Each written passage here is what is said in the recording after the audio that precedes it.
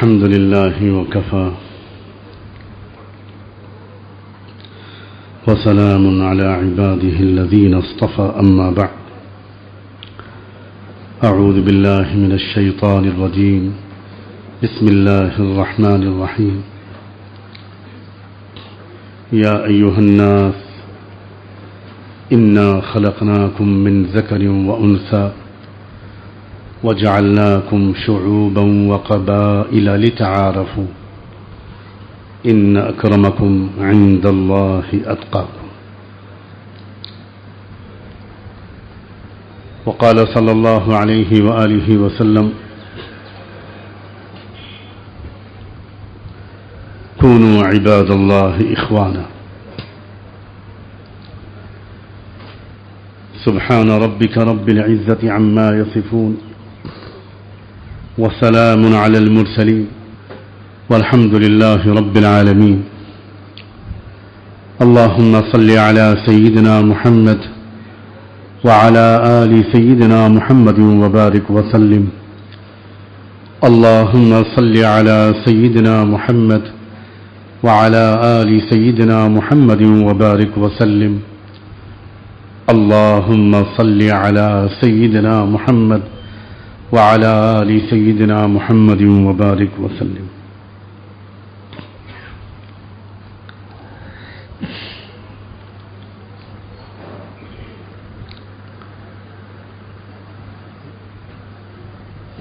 پہلے ایک بات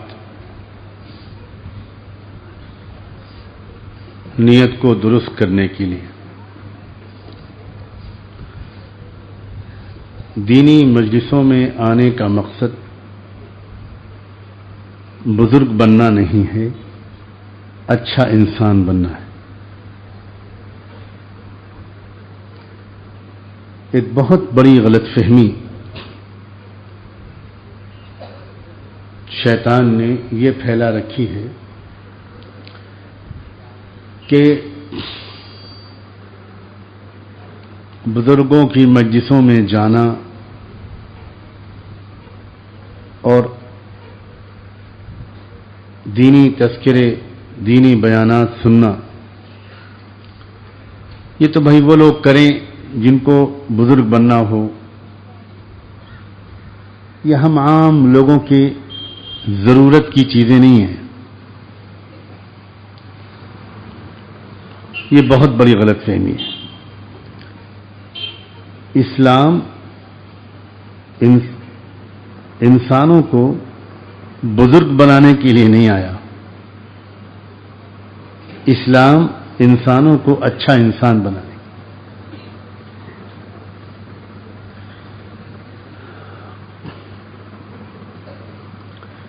یعنی اس دنیا میں ہم زندگی گزارنے کا سلیقہ سیکھتے ہوئے زندگی گزاریں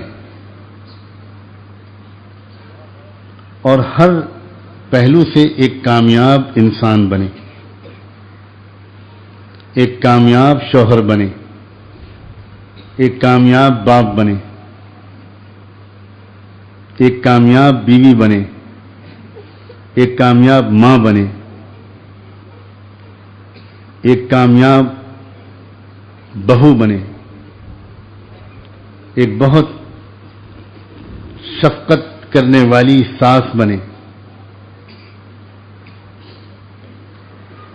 ایک عام انسان زندگی میں جن رشتوں کو نبھاتا ہے اور جن حالات سے گزرتا ہے، ان سب رشتوں کو ہم کامیابی کے ساتھ نبھانے والے بنیں اور ان سب حالتوں سے ہم کامیابی کے ساتھ گزرنے والے بنیں۔ یہ ہے اسلام کا مقصد۔ اسلام زمین پر چلنا سکھانے کے لیے آتا ہے، ہواؤں میں اڑنا سکھانے کے لیے نہیں آتا۔ ہمارے زمانے میں سب سے بڑا دیندار وہ ہے جو ہواؤں میں اڑنے لگے، وہ ہے بزرگ۔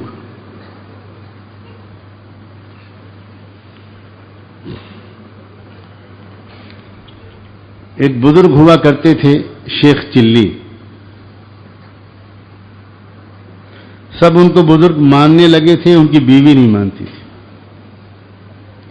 اور ان کو اس کا بڑا غم رہتا تھا کہ دنیا بھر مان رہی ہے، نہیں مان رہی تو کمبخت، یہ میری بیوی ہی نہیں مان رہی۔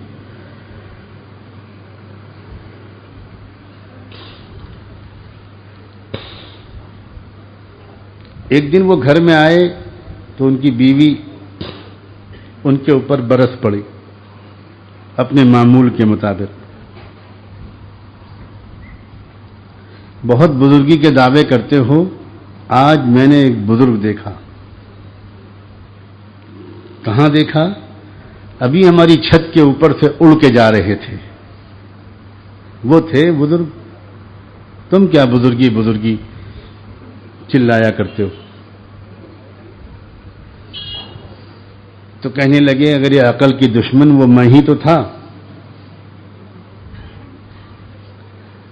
تو بولی او ہو، تبھی ٹیڑھے ٹیڑھے اڑ رہے تھے۔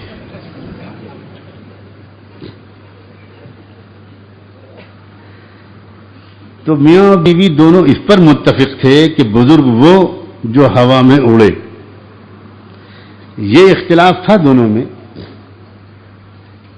کہ تم بزرگ ہو یا نہیں، لیکن اس پر تو اتفاق تھا کہ بزرگی کہتے ہیں اس بات کو کہ ہوا میں اڑے۔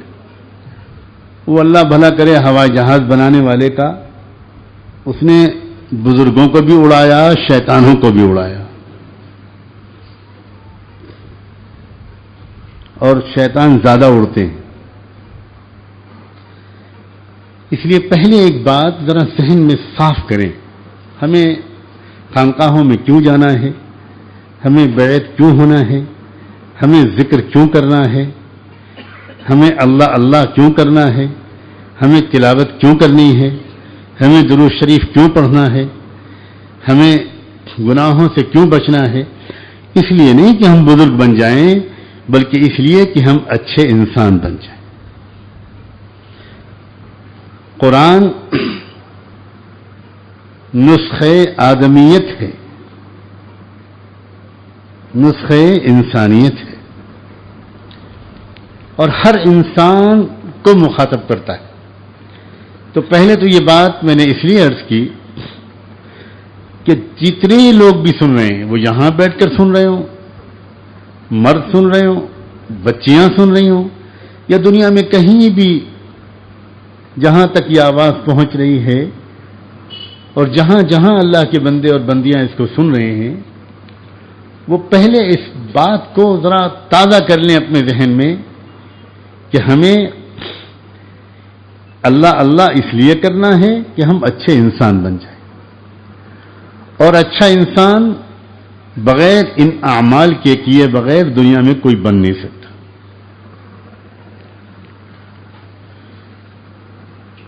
اب سنیے، سب سے پہلے تو ہم کو اس دنیا کو پیدا کرنے کا اللہ کا منصوبہ سمجھنا چاہیے۔ اللہ کی تخلیق جس پلاننگ کے ساتھ ہوئی ہے اس کو سمجھنے کی ضرورت ہے۔ ایک بار وہ اگر پوری طرح سمجھ میں آ گئی تو بار بار کی یاد دہانی سے انشاءاللہ بہت نفع ہوگا۔ وَذَكِّرْ فَإِنَّ الذِّكْرَى تَنفَعُ الْمُؤْمِنِينَ، نصیحت ان کی سمجھ میں آتی ہے جن کے دلوں میں، نصیحت ان کو فائدہ کرتی ہے جو صاحب ایمان ہوتے ہیں۔ اللہ نے انسان کو اس دنیا میں پیدا نہیں کیا۔ عجیب بات ہے کہ اللہ نے انسان کو جنت میں پیدا کیا، مرد کو بھی جنت میں پیدا کیا اور عورت کو بھی جنت میں پیدا کیا۔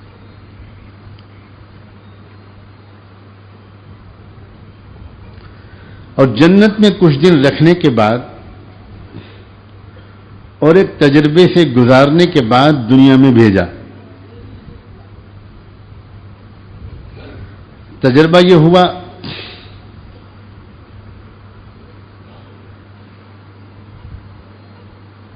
کہ ایک دوست نما دشمن سے سابقہ پڑا، مرد کو بھی اور عورت کو بھی، جو دیکھنے میں دکھائی لگتا تھا، نظر آتا تھا دوست، اور تھا کیا؟ دشمن۔ اور اس نے بڑا دوستانہ مشورہ دیا، اور اس دوستانہ مشورے کو قبول کرتے ہی وہ دونوں بہت بری طرح پچھتائے۔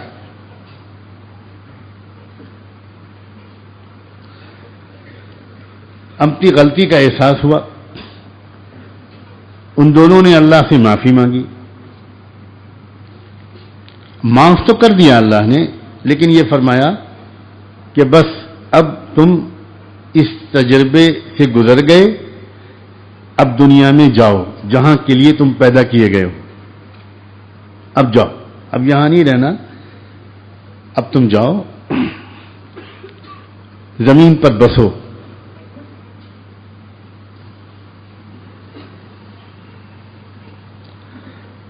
بعضکم لبعض عدو، ہم نے تم کو یہ تجربہ جنت میں اس لیے کرایا تھا کہ تم کو دنیا میں مسلسل ایک دشمن سے چوکنا رہتے ہوئے جینے کا سلیقہ آ جائے۔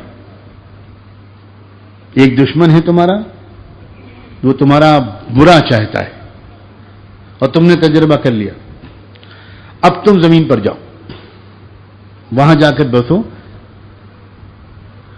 اور اگر تم نے زمین پر اپنی زندگی کو کامیابی کے ساتھ گزارا تو ہم تم کو واپس یہیں بلا لیں گے، اور اگر تم نے زمین پر جا کر وہاں کی چیزوں میں تم مست ہو گئے اور تم نے ہمارے اس تخلیق کے منصوبے کو بھلا دیا کہ کوئی تمہارے پیچھے پڑا ہوا ہے، تم سے کوئی غلط کام کروانا چاہے گا، تم اگر کرنے لگو گے تو پھر یہاں واپس نہیں آ پاؤ گے، جنت میں واپس نہیں آ پاؤ گے۔ تم کو اپنے ارادے کی پوری طاقت استعمال کرتے ہوئے اس کے مشوروں اور وسوسوں سے بچنا سیکھنا ہوگا، اور زمین پر ایک کامیاب زندگی اگر تم گزارو گے تو پھر تم یہیں واپس آؤ گے۔ ہم تم کو زمین پر ہمیشہ رہنے کے لیے نہیں بھیج رہے، ایک امتحان سے گزارنے کے لیے بھیج رہے ہیں۔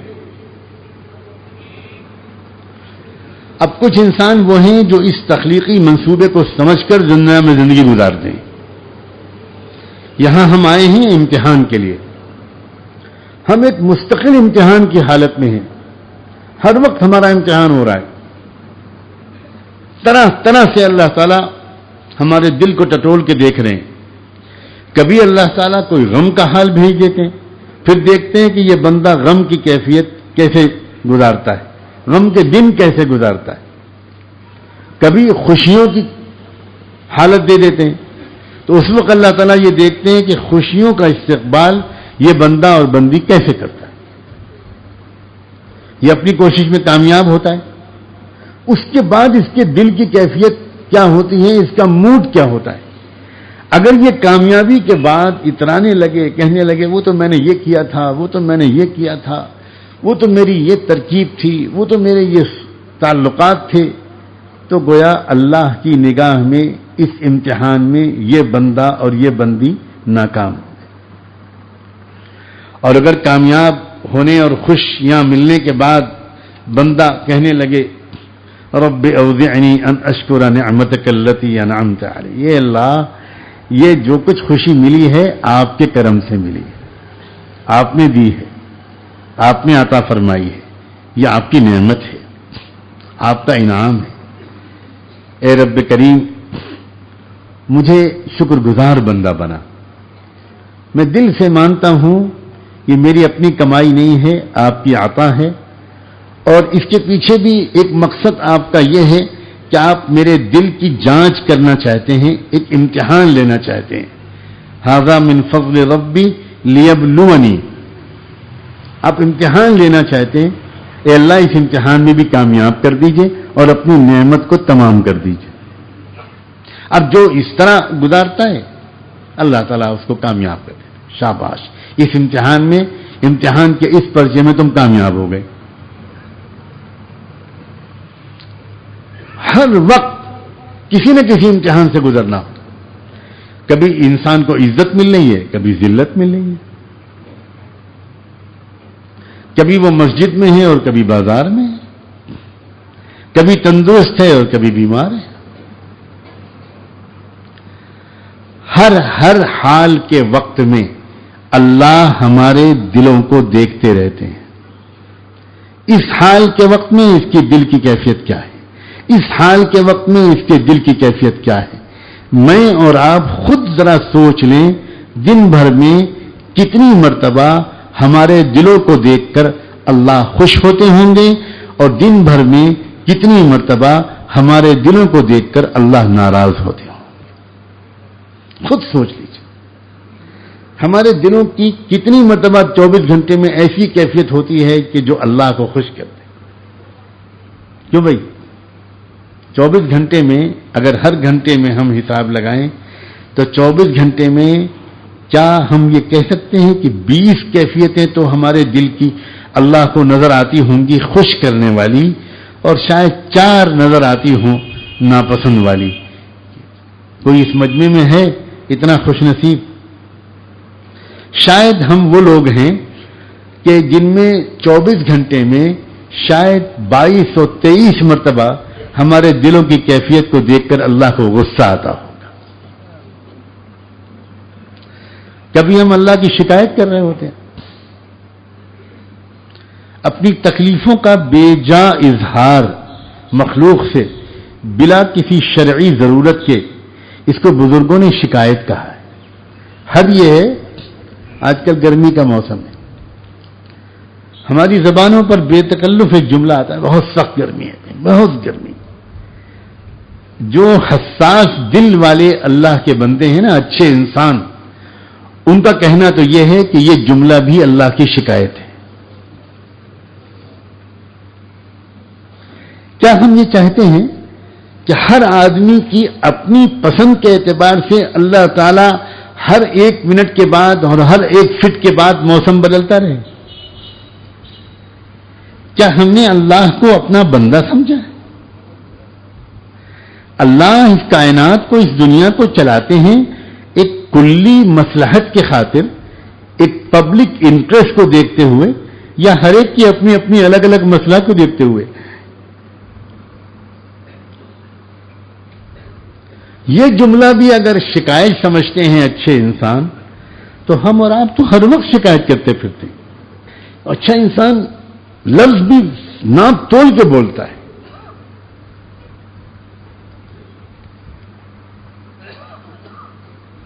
کیونکہ اس اچھے انسان کو اس بات کا خیال رہتا ہے کہ مجھے ایک تکلیف ہے اور 99 راحتیں ہیں۔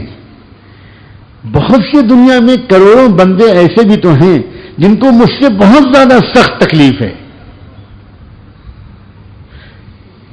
بیمار بھی ہیں، بھوکے بھی ہیں، مقروض بھی ہیں، روزے کی تنگی بھی ہے، اسپتال میں داخل بھی ہیں، پریشان بھی ہیں، بیوی بھی چھوڑ کے چلی گئی، بیٹی کو بھی اس کا داماد ستا رہا ہے، 100 تکلیفیں۔ میری ذرا سا ایک ٹانگ ہی تو ٹوٹ گئی ہے، ذرا دن کی بات ہے، میں تو بہت نعمتوں میں ہوں۔ اب جس کا یہ مزاج بن جائے گا وہ مشکلات سے ہنستا کھیلتا گزر جائے گا، وہ پریشانیوں کے دور سے آسانی سے گزرے گا۔ پریشانیاں تو دنیا میں ہر شخص پر آتی ہی ہیں۔ اب کچھ لوگ ان پریشانیوں سے کامیاب گزرتے ہیں، آسانی سے گزرتے ہیں، ہنستے کھیلتے گزرتے ہیں، اور کچھ لوگ بات کا بتنگڑ بنا لیتے ہیں، روتے رہتے ہیں، مایوس رہتے ہیں، اداس رہتے ہیں، کاہل سست بن جاتے ہیں، ہر وقت اپنی پریشانی کو سوچتے رہتے ہیں۔ یہ زندگی گزارنے کا سلیقہ نہ سیکھنے کا نتیجہ ہے۔ زندگی گزارنے کا سلیقہ یہ ہے، عین پریشانی کے عالم میں اللہ کی نعمتوں کو سوچو۔ یہ گر ہے، گر زندگی کا۔ یہ زندگی کا کیا ہے؟ سلیقہ۔ ٹھیک پریشانی کے وقت میں تم اور نعمتوں کو سوچو نا، تو تمہاری اس پریشانی کا احساس کم ہو جائے گا اور خوشیاں تمہاری بڑھ جائیں گی. اور جس کی خوشی بڑھتی ہے، جس کی امید بڑھتی ہے، وہ مقابلہ کر لیتا ہے پریشانیوں کا. اللہ نے ان بلٹ ایک پاور رکھا ہے ہر انسان کے اندر مشکلات اور پریشانیوں سے نپٹنے کا. ایک ان بلٹ سسٹم ہے انسان کے اندر، پریشانیوں سے نپٹنے کا اللہ نے ایک اندر میکینزم رکھا ہے. اس میکینزم کو وہ شخص استعمال کر لیتا ہے جو اللہ پر بھروسہ رکھتا ہے، جس کے دل کو توکل نصیب ہوتا ہے. اس کا کیفیت یہ ہوتی ہے کہ عین پریشانیوں کے عالم میں نا امید نہیں ہوتا. لوگوں، تصوف اور خانقاہیت اور اللہ والوں کے پاس جانا، میں تیسری بار آج کی اس گفتگو میں شاید یہ بات عرض کر رہا ہوں، بزرگ بننے کے لیے نہیں ہے، ایک کامیاب انسان بننے کی. دنیاوی زندگی کو کامیابی کے ساتھ گزار کر اگلی دنیا میں جانے کا سلیقہ سیکھنے کا نام ہے. یہ دنیا سے فرار کا راستہ نہیں ہے، یہ دنیا کے مسائل کو بہادری اور عقل مندی کے ساتھ ان کے مقابلے کا راستہ ہے. افسوس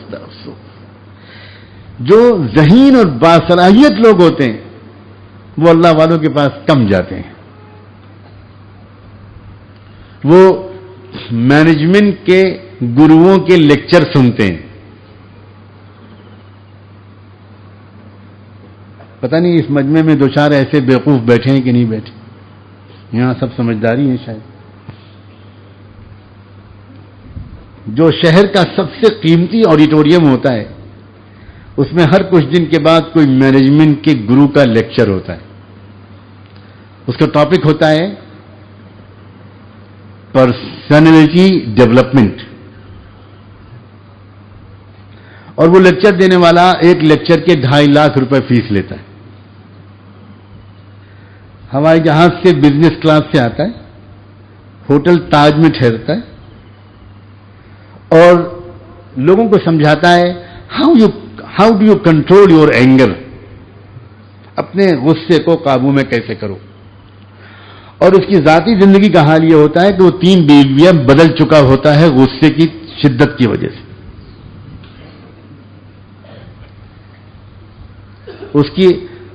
اس کو ہر کچھ دن کے بعد ایک نئی بیوی کی ضرورت پڑتی. یہ ہے زمانہ. پڑھے لکھے لوگ ان کے پاس جاتے ہیں مینجمنٹ سیکھنے کے لیے، اور اللہ والوں کے پاس جاتے ہیں جمن، بدھو، شبراتی، کلو، خیراتی، لطیفن. آپ لوگوں کے نام نہیں لے رہا ہوں، آپ تو اچھے لوگ ہیں. کیا ہو رہا ہے؟ اسلام کو، قرآن کو، حدیث کو ہم نے کیا سمجھا ہے؟ یہ سادھو بنانے والی چیز ہے؟ ارے کیوں بھائی؟ یہ کامیاب انسان بنانے کا نسخہ ہے. خانقاہ آنا ہر اس شخص کو چاہیے جو کامیاب انسان بننا چاہتا ہے، جو اچھا انسان بننا چاہتا ہے، جو ایک ایڈونچر بھری زندگی گزارنا چاہتا ہے، جو چیلنجز کو فیس کرنے کا سلیقہ سیکھنا چاہتا ہے، اور صرف فیس نہیں کرنا بلکہ چیلنجز کو اپرچونٹی میں کنورٹ کرنے کا فن سیکھنا چاہتا ہے. کیونکہ یاد رکھنا، انسان کو قدرت ترقی کے مواقع چاندی کی، سونے کی تشتری میں رکھ کر کبھی نہیں دیتی. ترقی کے مواقع عام طور پر پرخطر راستوں سے گزر کر ملتے ہیں. یہ اللہ کا پراسرار نظام ہے دنیا کا. جس کو عزت چاہیے وہ ذلت کے راستوں سے گزرنے کے لیے تیار ہو جائے. جس کو خوشیاں چاہیے وہ غموں کو برداشت کرنے کا سلیقہ سیکھ لے، خوشیاں مل جائیں گی. ان مع العسر یسرا. یہ کیوں نہیں کہا اللہ نے ان مع العسر یسرا کہ آسانیوں کے ساتھ مشکلات بھی ہیں؟ یہ نہیں کہا مشکلات کے ساتھ آسانیاں ہیں. پتہ چلا مشکلات جس کو مل رہی ہیں اسے چاہیے کہ وہ خوش ہو جائے، وہ سمجھ جائے اوہو رات شروع ہو گئی، اس کا مطلب ہے اب تو صبح قریب ہے، میرے لیے مشکلات آ گئی، انشاءاللہ اب کامیابی کا دروازہ کھلنے والا ہے۔ جتنے پریشان لوگ بیٹھے ہیں کان کھول کے سن لیں، پریشان ہوتے ہی انسان کو الرٹ ہو جانا چاہیے۔ ایک قیمتی موقع ہے، شاید مجھے اللہ سال ہر سال کے لیے خوشیاں دینا چاہتا ہے، بس میں ان پریشانیوں کے دور سے کامیاب گزر جاؤں، ورنہ ان پریشانیوں کا دور کبھی ختم نہیں ہوگا، نہ دنیا میں ختم ہوگا، نہ قبر میں جا کر ختم ہوگا، اور نہ آخرت میں جا کر ختم۔ اللہ تعالیٰ بڑی پلاننگ کے ساتھ اس دنیا کو چاہتا، بہت سوفسٹیکیٹڈ پلاننگ ہے اللہ کی۔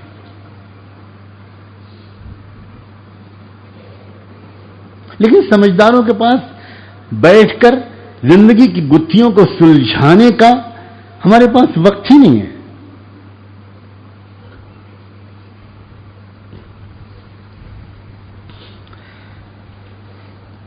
اللہ تعالیٰ کی تخلیق کا منصوبہ بیان کر رہا ہوں، بیان کرنے کی کوشش کر رہا ہوں۔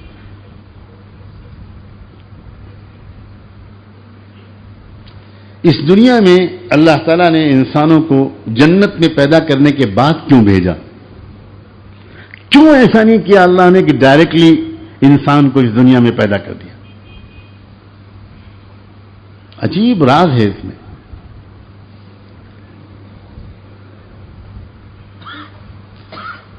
انسان دنیا میں کہیں بھی جا کر بس جائے، اس کو اپنی مادر وطن سے، اپنی جائے پیدائش سے ایک خاص لگاؤ رہتا ہے، اپنی جنم بھومی اس کو یاد رہتی ہے۔ جن گلیوں میں اس کا بچپن گزرا ہوتا ہے، وہ دنیا کے کسی بھی شہر میں چلا جائے، اس کو اپنے گاؤں کی وہ گندی اور پتلی سی گلی یاد آتی ہے۔ یہ انسان کا مزاج ہے۔ انسان کے دل میں جنت کی طرف ایک فطری کشش رہے، شاید اس لیے بھی اللہ نے پہلے انسان کو جنت میں پیدا کیا۔ ایک فطری کشش کہ جہاں سے آئے تھے وہیں واپس جانا ہے، وطن تو ہمارا وہی ہے۔ پھر وہاں اللہ نے تجربوں سے گزارا، اور ایسے تجربے سے گزارا جس سے کوئی بھی عام انسان گزر سکتا ہے۔ آدم اور حوا کو اللہ تعالیٰ نے جنت میں ہماری اردو زبان کے محاورے میں بزرگ بنا کر نہیں رکھا۔ ہماری اردو زبان کے محاورے میں تو بزرگ وہ ہوتا ہے جو نہ کھائے، نہ پیے، نہ ہنسے، نہ سوئے، نہ شادی کرے، نہ بچے پیدا ہوں۔ اسی لیے جب کوئی دیکھتے ہیں کوئی بزرگ موٹر سائیکل پر اپنی بیوی کو بٹھائے لے کے جا رہا ہے کہ انا للہ و انا الیہ راجعون، یہ تو قیامت قریب ہے۔ آج میں نے حضرت کو دیکھا کہ وہ بائک پر بیوی کو بٹھا کر لے جا رہے تھے۔ ارے حضور، وہ اپنی بیوی کو لے جا رہے تھے یا آپ کی بیوی کو لے جا رہے تھے؟ یہ بالکل جاہلیت کا تصور ہے۔ مالی ھذا الرسول یاکل الطعام ویمشی فی الاسواق۔ مشرکین یہ اعتراض کرتے تھے ہم ان کو رسول کیسے مان لیں، یہ تو کھانا بھی کھاتے ہیں اور بازار میں چلتے بھی ہیں۔ یہ تصور ہے۔ اسی لیے آج میں اس تصور کی جڑ کاٹنے کی اللہ سے مدد مانگتا ہوں کہ دین نام ہے ایک اچھا انسان بننے کا۔ نوجوان کو بوڑھا بنا دینا دین کا مقصد نہیں ہے۔ ایکٹیو آدمی کو کاہل بنا دینا اسلام کا مقصد نہیں ہے۔ ڈائنامک انسان کو پیسو بنا دینا انسان کا مقصد نہیں ہے۔ کانفیڈنٹ آدمی کو شکی بنا دینا، حوصلہ مند آدمی کو بزدل بنا دینا، یہ اسلام کا مقصد نہیں ہے۔ آج تو ہمیں یہ دیکھ کر دل انتہائی دکھتا ہے کہ ایک آدمی جو ہنستا مسکراتا تھا وہ جب دیندار بنتا ہے تو وہ کاہل اور سست بن جاتا ہے۔ یہ دین کی غلط تشریح کا نتیجہ ہے، ہرگز نہیں۔ رحمت دو عالم سیدنا محمد رسول اللہ صلی اللہ علیہ وسلم نے اتنا اہتمام کیا ہے اس بات کا کہ بھائی لوگوں تم تہجد میں اللہ کے سامنے ایسا رو کہ دیکھنے والا یہ سمجھے کہ یہ شخص تو کبھی ہنستا ہی نہیں ہوگا، روتا ہی رہتا ہوگا، اور اپنی بیوی بچوں کے ساتھ، اپنے مہمانوں اور دوستوں کے ساتھ اور اپنے غریب پڑوسیوں کے ساتھ اس طرح مسکراؤ کہ تم کو دیکھ کر کوئی سمجھے کہ یہ تو کبھی اللہ کے سامنے روتا ہی نہیں ہوگا۔ یہ ہے اسلام۔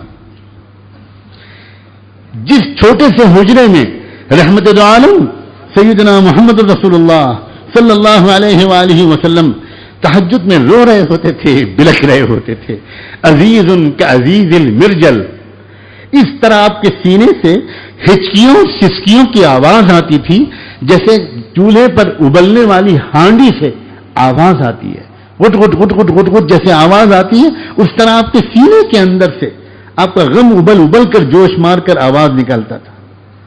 اور ابھی آپ تہجد سے فارغ ہوئے اور اچانک فرماتے تھے کلمینی یا حمیرا، اپنی بیوی حضرت عائشہ سے کہتے تھے ارے لال گڑیا کچھ مجھ سے باتیں تو کر۔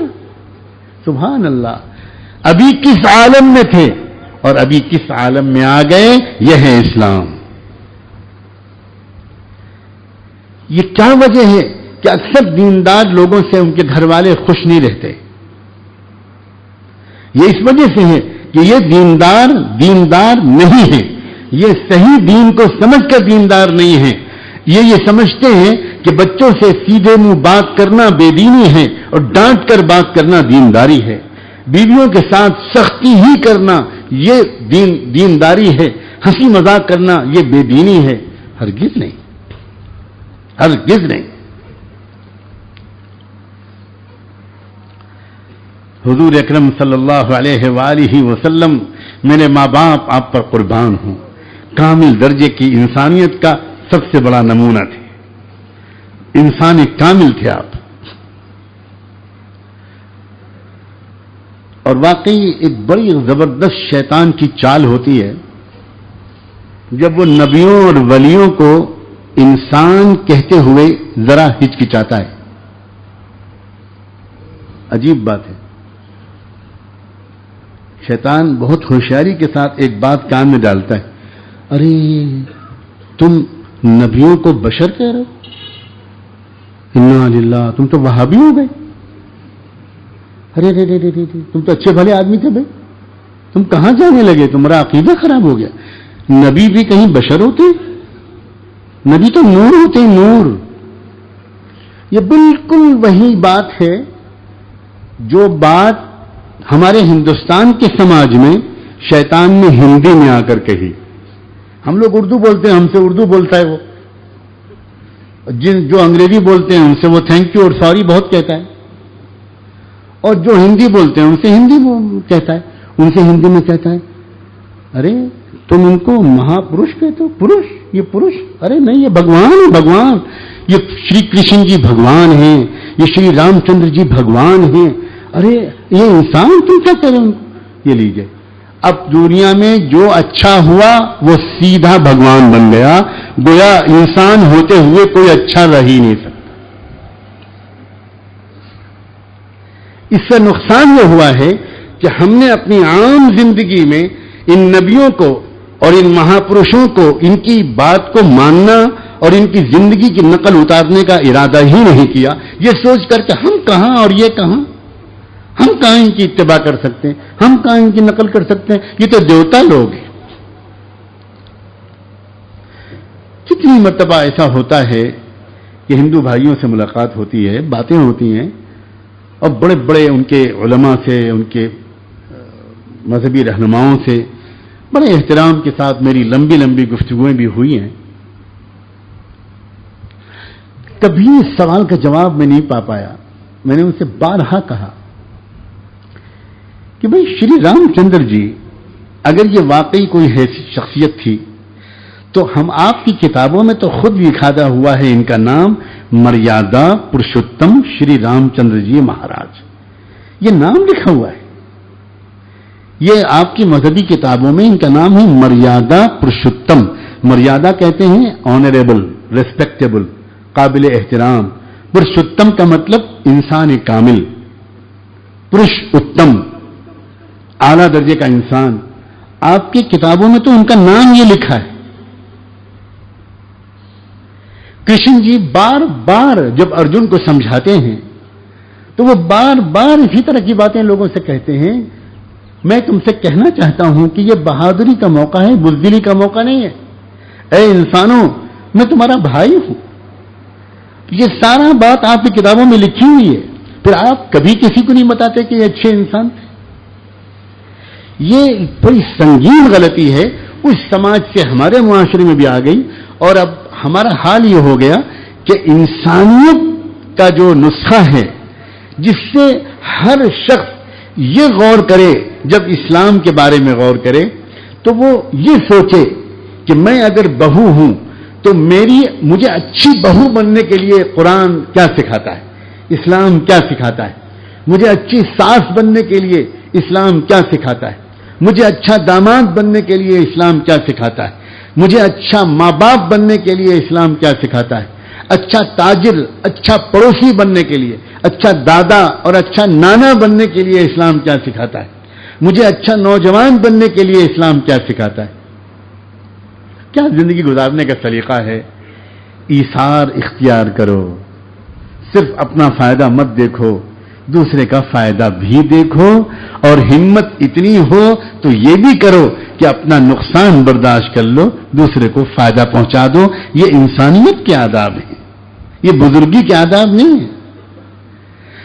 حیا، شرمیلا پن، اپنے جذبات کو قابو میں رکھنا، اپنی نظر کو قابو میں رکھنا، اپنے دل کے خیالات کو، دماغ کے خیالات کو گندا نہ ہونے دینا، یہ اچھا انسان بننے کے لیے لازمی ہے. تم کبھی اچھے شوہر نہیں بن سکتے جب تک تم نکاح کے بعد ساری دنیا کی عورتوں لڑکیوں کی طرف سے اپنی توجہ کو 100% ہٹا کر صرف اس اللہ کی بندی پر نہ لگا لو جس کو اللہ نے تمہارے جوڑے بنا کر تمہارے لیے ازل سے پیدا کیا ہوا تھا. واقعی انتہائی حیرت ہوتی ہے، اگر میں مبالغے سے بچوں، شدید حیرت ہوتی ہے جب یہ کوئی بتاتا ہے کہ فلاں صاحب شادی شدہ ہیں، بچوں والے بھی ہیں، اس کے باوجود اپنی بیوی کی طرف توجہ نہیں کرتے، فلاں لڑکی سے عشق کرتے ہیں. یہ اچھے انسان ہونے کی علامت نہیں. اللہ مجھے معاف کرے، اللہ ہم سب کی حفاظت میں رکھے. یہ تو کتوں والی خصلت ہے، یہ کتوں والی خصلت ہے. میں اس سے زیادہ اور کیا کہہ سکتا ہوں. اور بعض نسل کے کتے بھی ایک ہی کتیا کو اپنے لیے کافی سمجھتے ہیں، کبھی کسی دوسری کتیا کی طرف نظر اٹھا کر دیکھتے بھی نہیں. تو گویا ایسے انسان ان نسلی کتیوں سے اور کتوں سے بھی گرے ہوئے. انہم الا کالانعام بل ہم اضل. قرآن نے ایسے انسانوں کے بارے میں کہا ہے یہ لوگ جانوروں کی طرح ہیں بلکہ جانوروں سے زیادہ برے ہیں.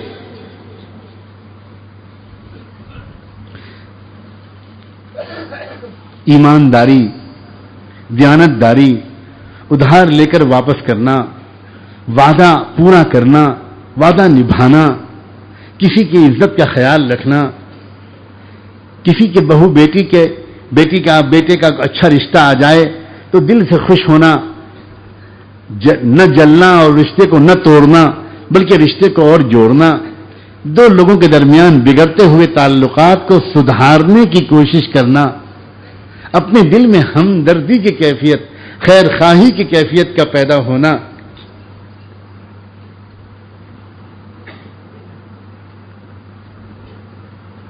یہ ہے انسانیت اور یہی ہے اسلام.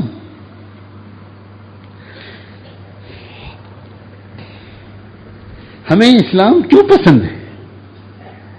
اس لیے نہیں پسند ہے کہ ہم مسلمان گھرانے میں پیدا ہو گئے، نہیں، یہ تو اللہ تعالیٰ نے کام کو آسان کر دیا، لیکن ہم الحمدللہ مسلم بائی چانس نہیں ہیں، ہم مسلم بائی چوائس ہیں. ہم نے اسلام کو پسند کیا ہے اور ہر مسلمان کو چاہیے کہ وہ اسلام کو پسند کرے، چنے، سوچا سمجھا فیصلہ کرے. میں ایک ایک سنت اپنے محبوب صلی اللہ علیہ وسلم کی اس کو فالو کروں گا کیونکہ میں اچھا انسان بننا چاہتا ہوں.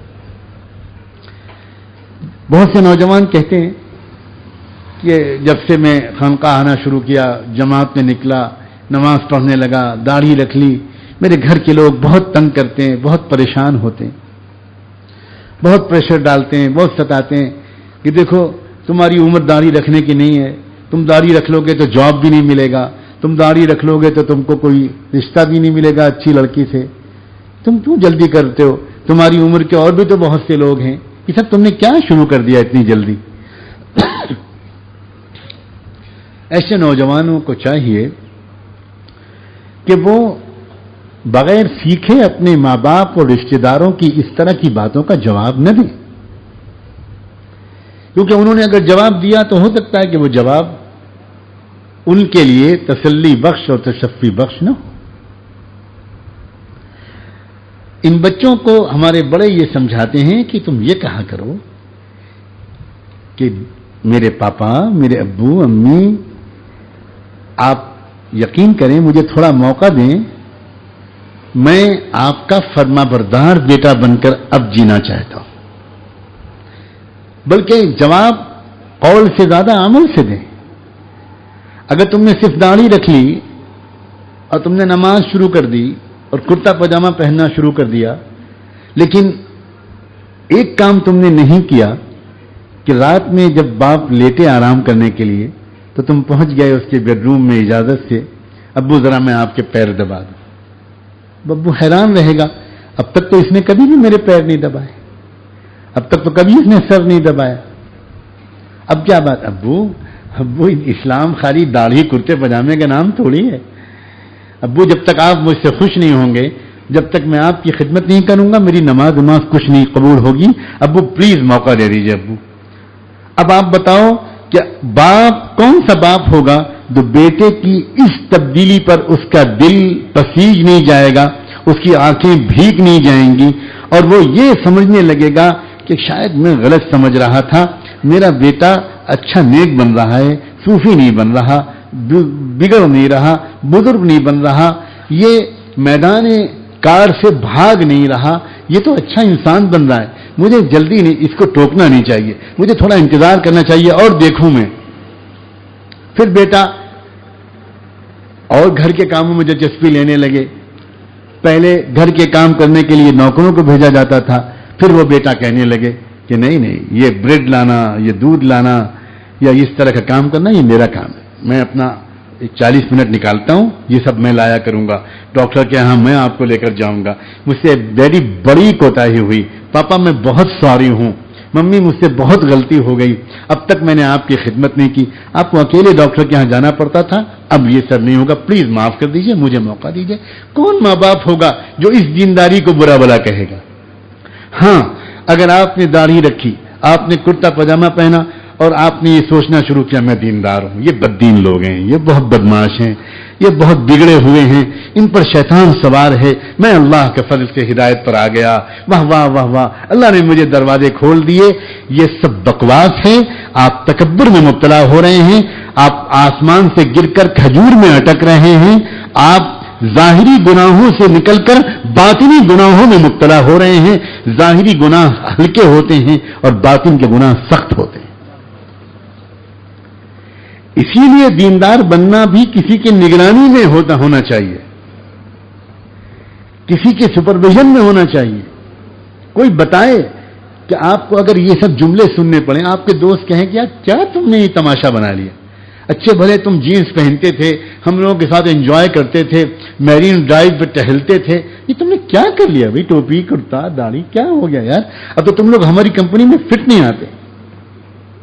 یہ کہیں گے لڑکے، بالکل کہیں گے. اور وہ جو کہیں گے وہ کوئی بددین لوگ نہیں ہیں، وہ برے لوگ نہیں ہیں، یقین مانو وہ بھی محمد الرسول اللہ کے امتی ہیں. کوئی ان کے سامنے بھی اگر حضور اکرم صلی اللہ علیہ وسلم کو برا بلا کہے گا تو وہ مرنے اور مارنے کے لیے آمادہ ہو جائے. کیا سمجھا ہے ہم نے لوگوں کو بڑی جلدی بے دین اور اپنے کو دیندار سمجھنا شروع کر دیا ہے. اللہ بچائے اس غلطی سے، میرے اللہ بچائے. کتنے وہ لوگ ہیں جو جبہ و دستار والے ہوتے ہیں اور قیامت کے دن زنجیروں میں جکڑ کر جہنم میں پھینکے جائیں گے. اور کتنے وہ لوگ ہیں جو بالکل عام دنیا دار لگتے ہیں مگر کسی بیوہ کی خدمت کر لی، کسی یتیم کے آنسو پوچھ دیے، کسی بیمار کی عیادت کر لی، کسی مظلوم کی مدد کر دی، یا اپنے ماں باپ کی خدمت کر دی، اور چپکے سے اللہ نے اس کی مغفرت کر دی، اور وہ جنت میں جا رہا ہوگا اور یہ جب و دستار والا جہنم میں جا رہا ہوگا۔ جس عورت نے کتے کو پلے کو پانی پلا دیا تھا ایک سفر کے درمیان اور پل بھر میں اللہ نے اس کی مغفرت کر دی تھی، اس عورت کو دنیا میں کوئی بزرگ کی حیثیت سے جانتا تھا؟ کوئی اس کی ولایت کے چرچے تھے؟ حدیث میں آئے ہوئے ہیں الفاظ کہ وہ گنہگار عورت تھی، اس لیے میں کہنے کی ہمت کر رہا ہوں، ورنہ ہم جیسے کروڑوں دکھاوے کے تقوی والے اس عورت کے تقوی پر قربان۔ حدیث میں آتا ہے کہ گنہگار تھی، اس لیے نقل کر رہا ہوں، ایک کتے کے پلے کو پانی پلا دیا اور اللہ نے معاف کر دی۔ اچھا انسان بننے کی کوشش کر، ہم سے سب کو راحت پہنچے، ہم سے کسی کو تکلیف نہ پہنچے، ہمارا دل کسی کا برا نہ چاہے، جو ہمارا برا چاہ بھی رہے ہیں ہم دل سے ان کو معاف کریں، ہم یہ کہیں ابھی میری محبت ان تک پہنچ نہیں پائی، میرا ہی قصور ہے، میں اپنی محبت کو ان کے سامنے ظاہر نہیں کر سکا، میں کچھ اچھے اخلاق سے ان سے پیش نہیں آ سکا، اور شیطان نے دونوں کے درمیان دوری پیدا کر دی۔ تو شیطان تو دوری پیدا کرنا چاہتا ہے، یہ ان کا قصور نہیں ہے، شیطان کا قصور ہے، اللہ ناکام کر دیں گے شیطان کو، ہم دونوں پھر سے دوست بن جائیں۔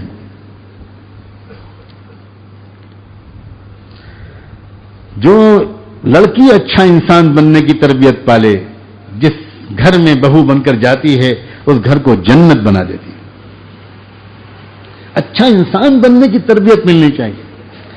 میں تو سچ کرتا ہوں، حکیم الامت حضرت اقدس تھانوی رحمۃ اللہ علیہ کو یہ بات کہنے کا پورا حق تھا کہ بھئی جس کو ولی بننا ہو، قطب بننا ہو، غوث بننا ہو، بھئی کہیں اور جاؤ، اور جس کو انسان بننا ہو میرے پاس آؤ۔ یہ ہے تصوف، جس کو انسان بننا ہو میرے پاس۔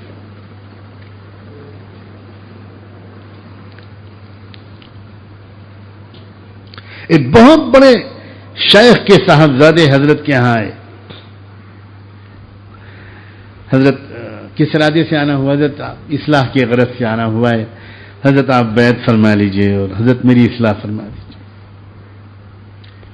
حضرت نے فرمایا کہ سوچ سمجھ کر کہیں کیا واقعی اصلاح کی غرض سے آئے؟ کہ جی حضرت بالکل اللہ گواہ ہے میں اصلاح کی غرض سے آیا ہوں۔ فرمایا سچ اصلاح کی غرض سے آئے؟ ہے مقصد اصلاح؟ کہ جی حضرت بالکل۔ جو میں کہوں گا پھر آپ کریں گے؟ جی حضرت بالکل۔ ان کا نہ بیعت ہونے کی ضرورت ہے نہ کوئی ذکر و وظیفہ بتانے کی، آپ کا بس وظیفہ یہ ہے کہ آپ جتنے دن تک یہاں قیام کریں گے اتنے دن تک ہر نماز کے موقع پر جو مسجد میں نمازی آئیں اور خانقاہ میں جو مقیمین آئیں، ہر نماز کے موقع پر ان نمازی آنے والوں کی جوتے اپنے رومال سے صاف کر دیا کریں۔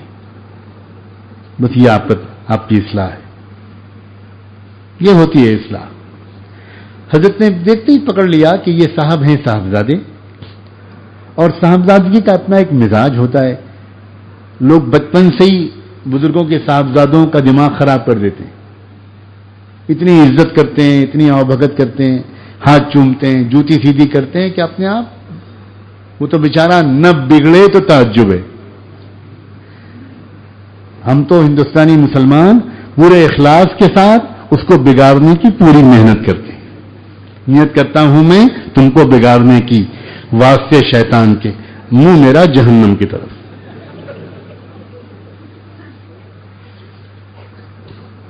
تو کس کا نفس نہیں پھولے گا جب بچپن سے ایسی عزت ہونے لگی؟ حضرت نے پکڑ لیا کہ ان کو اگر ہم ذکر میں بٹھا دیں گے اور ان کو ایک آدھ رات میں اچھا خواب نظر آئے گا تو یہ اور چوتھے آسمان پہ چلے جائیں گے، ابھی تو دوسرے ہی کو نظر آ رہے ہیں۔ یہ سمجھیں گے کہ واقعی میں سعید احمد شہید ہو گیا اور میں واقعی اللہ کا ولی ہو گیا، یہ تو تباہ ہو جائیں گے۔ ان کے لیے ذکر ان کی بربادی کا سبب بن جائے گا، نہ کہ ان کی اصلاح کا۔ یہ ہوتے ہیں حکیم لوگ۔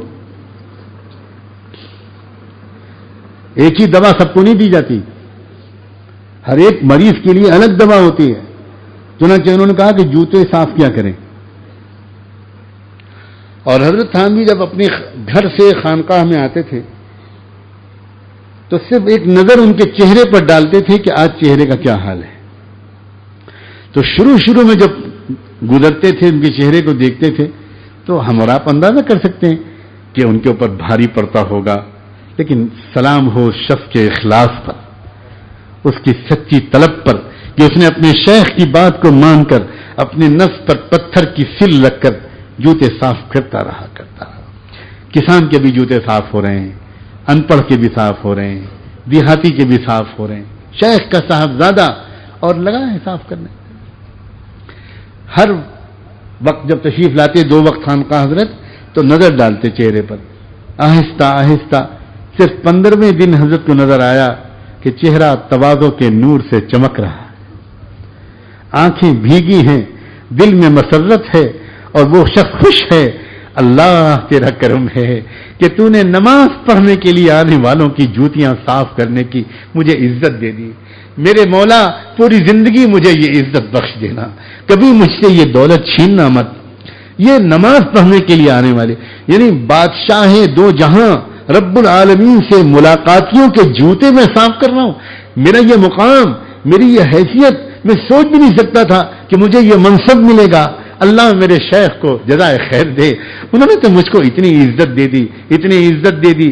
حضرت نے دیکھا غور سے چہرے کو، آنکھوں سے آنسو بھی جاری ہیں، چہرہ خوشی سے چمک رہا ہے، کہیں پر شکایت نہیں، کہیں پر رنج نہیں، کہیں پر غم نہیں. بس اس کے بعد اندر گئے، بلوایا کہ ذرا بلا لاؤ. اندر بلایا اپنے کوٹری میں، اپنے اندر سہدری میں بلا کر کہا مولانا اللہ آپ سے کام لے لے، بس اب آپ جائیں، آپ کو یہ عاجز سلسلے کی خلافت دیتا ہے، آپ کو نسبت کا نور مل گیا، آپ جا کر اللہ کے بندوں کو اللہ کا نام لینا سکھائیں. ہو گیا 15 دن میں خلافت مل گئی اور کام کی ذمہ داری مل گئی، اس لیے کہ نفس کچل گیا، اچھے انسان بن گئے. اچھا انسان بننا مقصود بنائیے، اچھا انسان بننا مقصود بنائیے. خواب واب اب میں آپ سے کیا کہوں کہ مت دیکھیے، سوئچ آف کر دیجیے. بعض لوگ ارادے کے ساتھ خواب دیکھتے ہیں.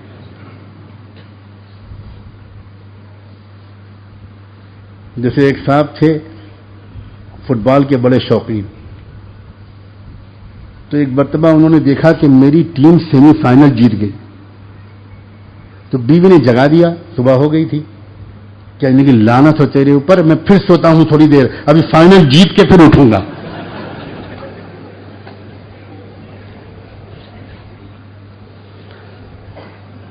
یہ کیا مصیبت ہے؟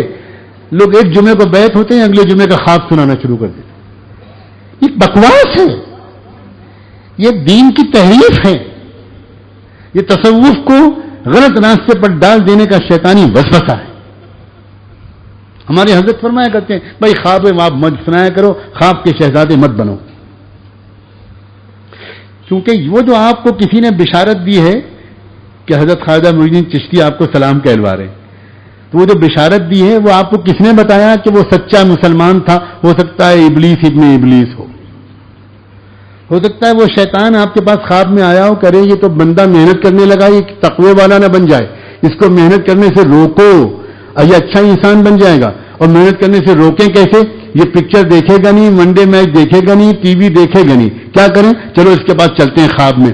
شیطان کے پاس تو بہت سورسز ہیں بھائی، بہت طریقہ ہے. وہ خواب میں آ کے آپ کو خوشخبری سنائے گا. اب بس زیادہ مجاہدے مت کرو، حضرت خواجہ معین الدین چشتی نے آپ کو سلام کہلایا. صبح اٹھا منہ ہاتھ دھوئے بغیر جلدی سے اپنے شیخ کو فون کر رہا ہے، حضرت ماشاءاللہ آپ کی نسبت بڑی قوی ہے. جی آپ کی نسبت نہیں، میری روحانیت بہت قوی ہے. وہ تو مجھے شرم آ رہی ہے، اس لیے آپ کے لحاظ میں آپ کی نسبت کہہ رہا ہوں، ورنہ تو مقصود تو میری اپنی تعریف ہے. حضرت میں نے خواب دیکھا، کیا ہے بکواس ہے. غصہ قابو میں نہیں آیا، شہوت قابو میں نہیں آئی، آنکھیں قابو میں نہیں آئی، بخل سے چھٹکارا نہیں ملا، تکبر نکلا نہیں، عجب نکلا نہیں، ظلم نکلا نہیں، حلال کمائی کا اہتمام شروع نہیں ہوا، حرام کمائی چھوڑی نہیں اور خواب دیکھنے لگے. کبھی ذرا جائیے منترالیہ میں اور کہیے میں نے آج خواب دیکھا ہے کہ میں مہاراشٹر کا مکھ منتری بن گیا. بسم اللہ. بمبئی میں منترالय میں جائیے اور کہیے میں نے جمعے کی رات میں تہجد کے وقت میں خواب دیکھا ہے. اور بزرگوں کا کہنا ہے جمعے کی رات تہجد کے وقت کا خواب جھوٹا نہیں ہوتا. میں مکھ منتری بن گیا, اس لیے چوہان صاحب گیٹ آؤٹ. اللہ نے چاہا تو یا جیل یا پاگل خانہ, دو جگہ آپ 2 گھنٹے کے اندر پہنچا دیے جائیں. اور جیل میں بھی پاگل خانہ ہوتا ہے. خوابوں کا یہ حیثیت ہے. اچھے انسان بننا ہے, ہمیں خود یہ دیکھنا ہے, جج کرنا ہے کہ میرا غصہ قابو میں آیا کہ نہیں آیا, انسانیت کا احترام میرے اندر آیا کہ نہیں آیا, پڑوسیوں کے ساتھ میرا سلوک اچھا ہوا کہ نہیں ہوا, میرے گھر میں یہ رواج شروع ہوا کہ نہیں ہوا کہ اگر میرے گھر میں کوئی اچھی ڈش بنے گی تو اکیلے اکیلے ہم لوگ نہیں کھائیں گے, بھائی صاحب کے یہاں بھی بھیجیں گے, بہن کے یہاں بھی بھیجیں گے, اور پڑوس کے یہاں بھی بھیجیں گے, چاہے وہ ہندو پڑوسی ہو اس کے یہاں بھی بھیجیں گے. اگر یہ پیدا ہوا تو ہاں ہم اچھے انسان بننے کی طرف ایک قدم اور آگے بڑھیں.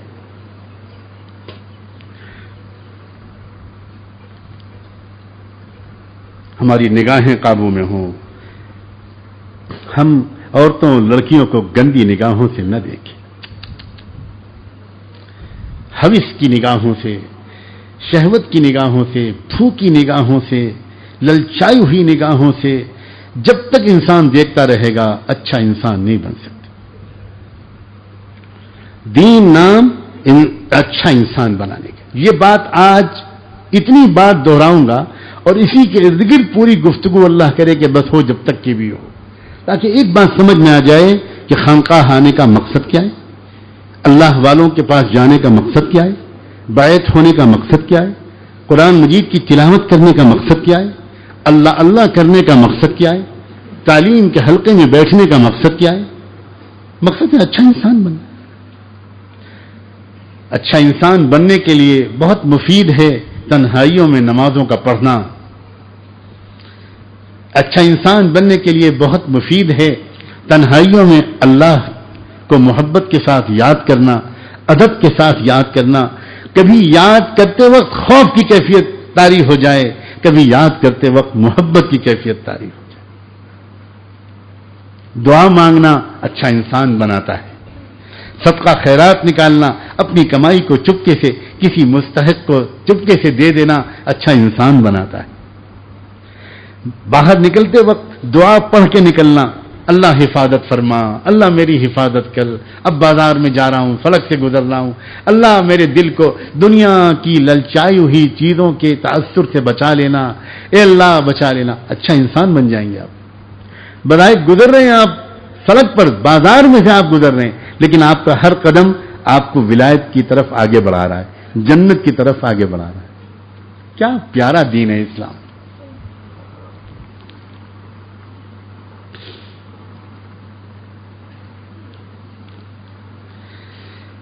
ہم سب وہ لوگ ہیں, اتنی باتیں سن کر دل میں یہ خیال آیا ہوگا, ہائے زندگی کا خاصا حصہ گزر گیا اور ہم ابھی تک اسلام کو سمجھے بھی نہیں, ہم دین کو سمجھے بھی نہیں. دین ہماری زندگی میں آتا یہ تو اور بات کی بات ہے, ہم تو دین کو ٹھیک سے سمجھے بھی نہیں. میں نے ایک مرتبہ باہر کے کسی ملک میں ایک بیان کیا تھا, وہاں لوگ اردو نہیں سمجھ سکتے تھے تو انگریزی میں بیان کرنا پڑا تھا. میں نے اس میں پورا موضوع ہی یہ رکھا تھا کہ Islam is the most misunderstood religion, not by non Muslim but by the Muslims as well. یہی ٹاپک تھا اس کا کہ دنیا میں سب سے زیادہ غلط جو سمجھا جا رہا ہے مذہب وہ ہے اسلام, اور وہ بھی مسلمان اس کو غلط سمجھ رہے ہیں, غیر مسلم سمجھ رہے ہیں. تو کیا تعجب ہے, کیا شکایت. اور میں تو اب کہتا ہوں دیندار ہو کر ہم خدا جانے کیا سمجھ رہے ہیں. اور اسی لیے ہم جب دیندار بنتے ہیں تو کشش ہمارے اندر نہیں پیدا ہوتی, سوکھاپن پیدا ہو جاتا ہے, روکھاپن پیدا ہو جاتا ہے. یہ اس بات کی دلیل ہے کہ ہم نے ابھی تک دین کو صحیح نہیں سمجھا. ورنہ بچوں کے ساتھ پیار کرنا, چھوٹے چھوٹے بچوں کو رحمت دو عالم صلی اللہ علیہ وآلہ وسلم کس طرح سب کے سامنے گود میں لیے رہتے تھے.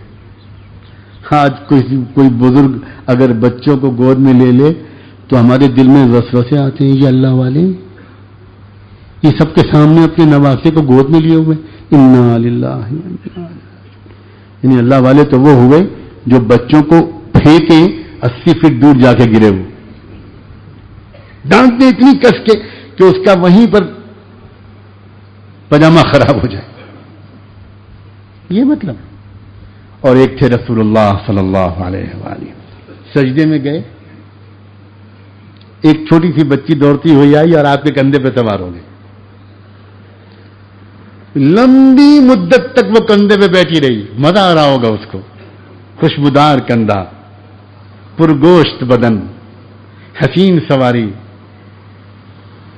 کیا کشش ہوگی، جیسے لوہا مقناطیس سے چمکتا ہے. شاید اس طرح وہ بچی آپ کے مبارک جسم سے اترنا ہی نہیں چاہ رہی تھی، اور آپ نے سجدے کو اتنا طول دیا جب تک وہ بچی کندھے سے اتر نہیں گئی، جب تک آپ نے کندھے سے سجدے سے سر ہی نہیں اٹھایا. کیا پیار بھرا دین ہے یہ. نماز پڑھا رہے تھے آپ مسجد نبوی میں،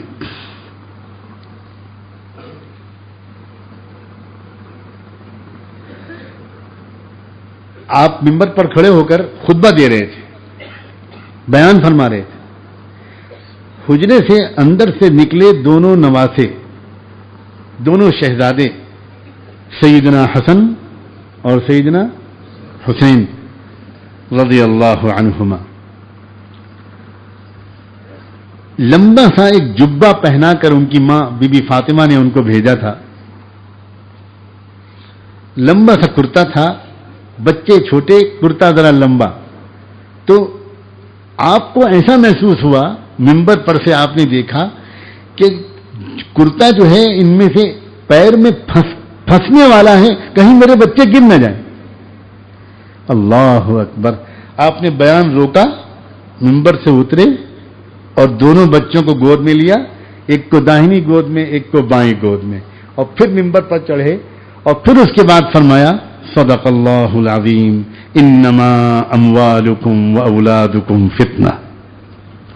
اللہ نے سچ فرمایا ہے، تمہارے مال اور تمہاری اولادیں تمہارے لیے امتحان ہیں. آپ ذرا غور کریں، آج کے زمانے میں کوئی بیان کرنے والا بیان کے بیچ میں اپنے نواسے کو گود میں لے لے تو آپ کہیں بھائی آئندہ کہیں اور جائیں گے، یہاں نہیں آئیں گے. بھائی یہ کوئی بات ہوئی یار؟ یہ بھی کوئی اللہ والے بیان کے بیچ میں فیل. اور اگر ماشاءاللہ ہوا، کون لے آیا بچوں کے لے جاؤ اس کو، ہاں یہ اللہ والے. اس لیے کہ ملک الموت کے پوتے لگتے ہیں، یہ اتنے خطرناک ہیں کہ جو قریب جائے گا مر ہی جائے گا. یہ اللہ والے کیا ہے؟ یہ کیا گھس گیا ہمارے اندر؟ ہم نے اپنی بیویوں سے پیار کرنا چھوڑ دیا دینداری کی وجہ سے. ہم نے اپنے بچوں اور بچیوں کے ساتھ خوش گفتاری چھوڑ دی دینداری کے دھوکے میں. ہم نے اپنے لہجے کو سخت کر لیا دینداری کے دھوکے میں. ہم اپنے چہرے کو تناؤ پورن کر لیا لوگوں سے یہ سمجھ کر کہ ہم بڑے دیندار ہیں. مسکرانے چھوڑ دیا. کھیل کھیلنے والے نوجوان کھیل چھوڑ دیں، ورزش کرنے والے نوجوان ورزش کر دیں، کیا ورزش چھوڑ دیں کہ ہم دیندار بن گئے؟ کس نے کہا ہے؟ کیا دینداری کا مطلب بیمار رہنا؟ اس لیے کہ سنا ہے کہ اکثر دیندار بیمار رہتے ہیں.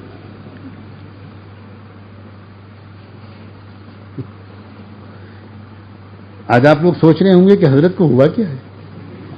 ہم تو آئے تھے بہت رونے کے لیے، یہ تو آج ہنسائے جا رہے ہیں.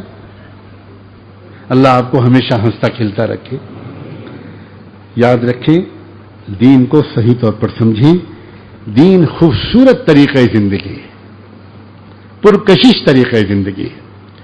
ایک بادشاہ اپنی پوری تمام تر بادشاہی تمطراق کے ساتھ اعلیٰ درجے کا دیندار بن سکتا ہے. ایک حکمراں پورے ملک کا حکمراں ہوتے ہوئے، معاہدے کرتے ہوئے، دشمنوں سے جنگ کرتے ہوئے، مقدمات کے فیصلے کرتے ہوئے، عدالت کے اسٹیج سجاتے ہوئے اعلیٰ درجے کا ولی، ولیوں کا امام بن سکتا ہے.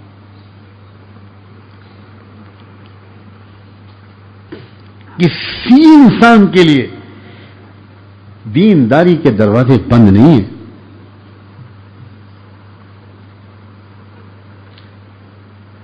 اس لیے آج اس بات کا عہد کریں کہ اب تک جو ہم سے غلطی ہوئی ہے ہم اس پر شرمندگی کے آنسو بہائیں گے، اللہ سے معافی مانگیں گے اور توبہ ایسی کریں گے اور اللہ سے آج سے دوستی شروع کریں گے۔ اے اللہ، ہم نے آپ کو بھی غلط سمجھا، آپ کے محبوب کو بھی غلط سمجھا، نہ آپ کے جمال کو سمجھے، نہ آپ کے محبوب کے جمال کو سمجھے، نہ آپ کے اور آپ کے محبوب کے دین کے جمال کو سمجھے۔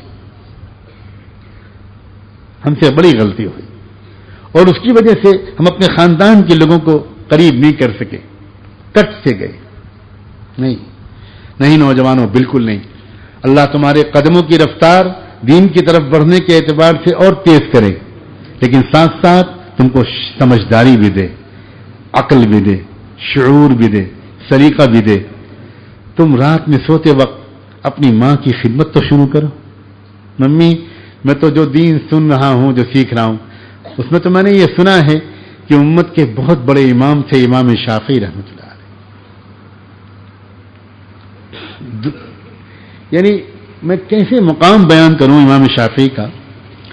آپ نے فقہ کا نام سنا ہوگا، اسلامی احکام کا نکالنا قرآن اور حدیث سے۔ اس فقہ کا بھی ایک اور ذیلی علم ہے، اصول فقہ، یعنی وہ اصول متعین کرنا جن اصولوں کی رعایت کے بغیر قرآن و حدیث سے احکام کو نکالا نہیں جا سکتا۔ پوری دنیا کی تاریخ میں اصول فقہ جو ہے یہ پہلی مرتبہ مسلمانوں نے اس علم کو وجود میں لائی، پہلی مرتبہ۔ یہ دنیا کے علوم میں ایک اضافہ ہے، اور اس علم کو سب سے پہلے ایک مرتب انداز سے پیش کرنے والی شخصیت امام شافعی کی تھی۔ عظیم محدث، عظیم فقیہ، صاحب دل بزرگ، صاحب نسبت بزرگ، صاحب سلسلہ بزرگ،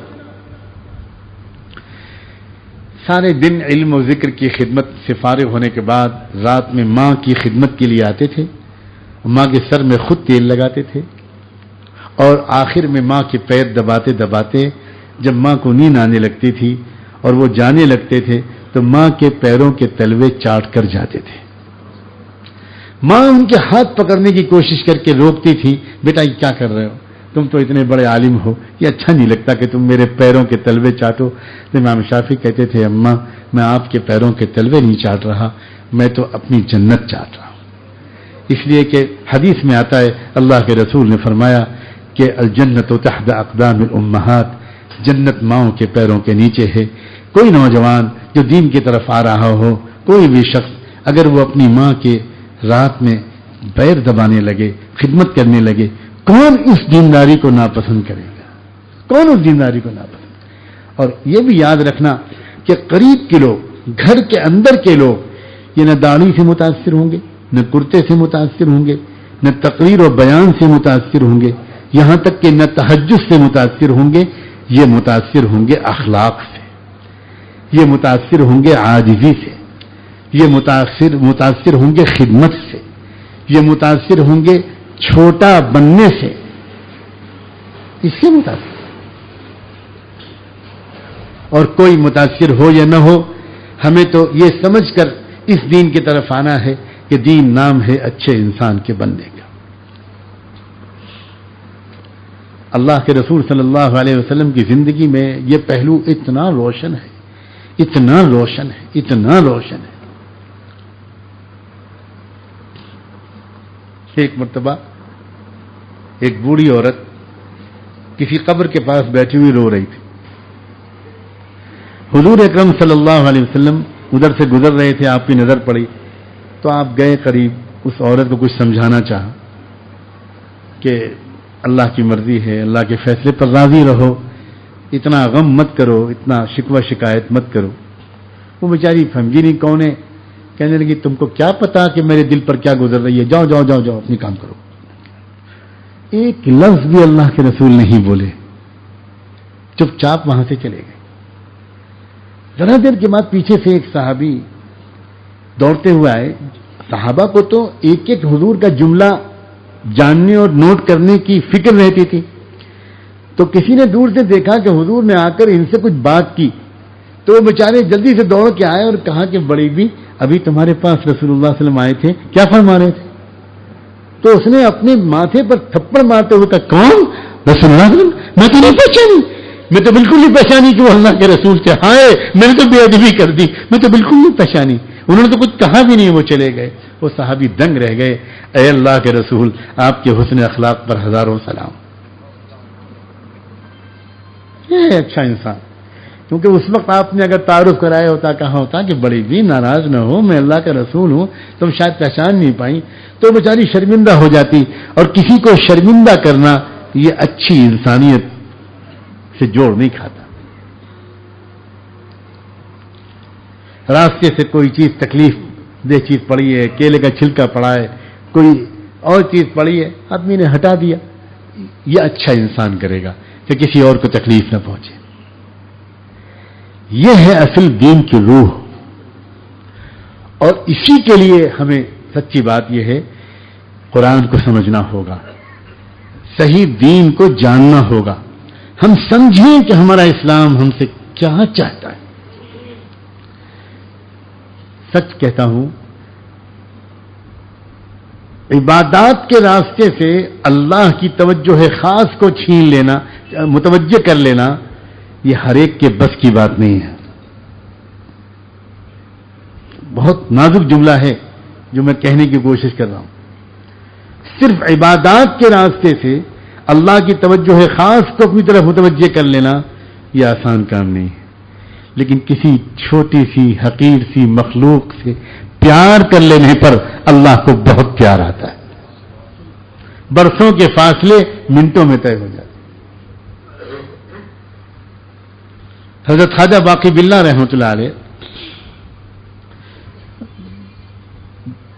انسانی تاریخ کے بہترین انسانوں میں اور انسان گروں میں تھے، بہترین انسان تھے، اللہ کے ولی کامل، شیخ کامل۔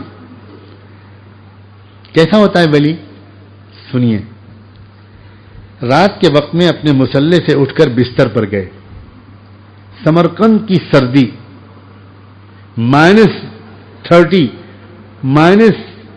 -35 یہ وہاں کا ٹیمپریچر ہوتا ہے جاڑے کے موسم میں، -30 کتنی بھیانک سردی رہی ہوگی اللہ ہی بہتر جانے، کہ مصلے سے اٹھ کر سردی کی رات میں اپنے بستر پر آرام کرنے کے لیے لیٹنے کے ارادے سے آگے بڑھے تو دیکھا کہ ایک بلی ان کے بستر میں رضائی اوڑھے ہوئے سو رہی ہے۔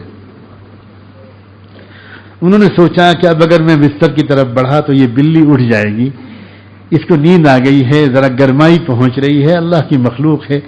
وہ پھر دوبارہ مصلے پر بیٹھ گئے اور پوری رات ٹھٹھرتے ہوئے گزار دی۔ صبح ہوتے ہوئے ان کے شیخ کو الہام ہوا اور یہ کہا کہ باقی باللہ کو بلاؤ اور باقی باللہ کو دہلی روانہ کرو، اور دہلی میں میرا ایک کامل قوتوں اور صلاحیتوں والا بندہ انتظار میں بیٹھا ہے، کسی شیخ کامل کی تلاش میں، باقی باللہ سے کہو کہ جا کر اس کے سینے کو منتقل کرے، اس سے میں الف ثانی کی تجدید کا کام لوں گا۔ ایک نیا دور امت مسلمہ کی تاریخ میں شروع ہوگا۔ بس میں نے دیکھ لیا کہ میرے بندے کے دل میں بڑائی کا احساس ختم ہو گیا، ایک بلی کی خاطر اس نے اپنی نیند مٹا دی، اس نے اپنی بندگی کا کمال حاصل کر لیا، اور بس مجھے اس سے زیادہ اور کچھ نہیں چاہیے۔ یہی تربیت کا مقصود تھا، یہی ذکر کا مقصود تھا۔ اب تم ان کو خلقت و خلافت دے کر دہلی روانہ کرو۔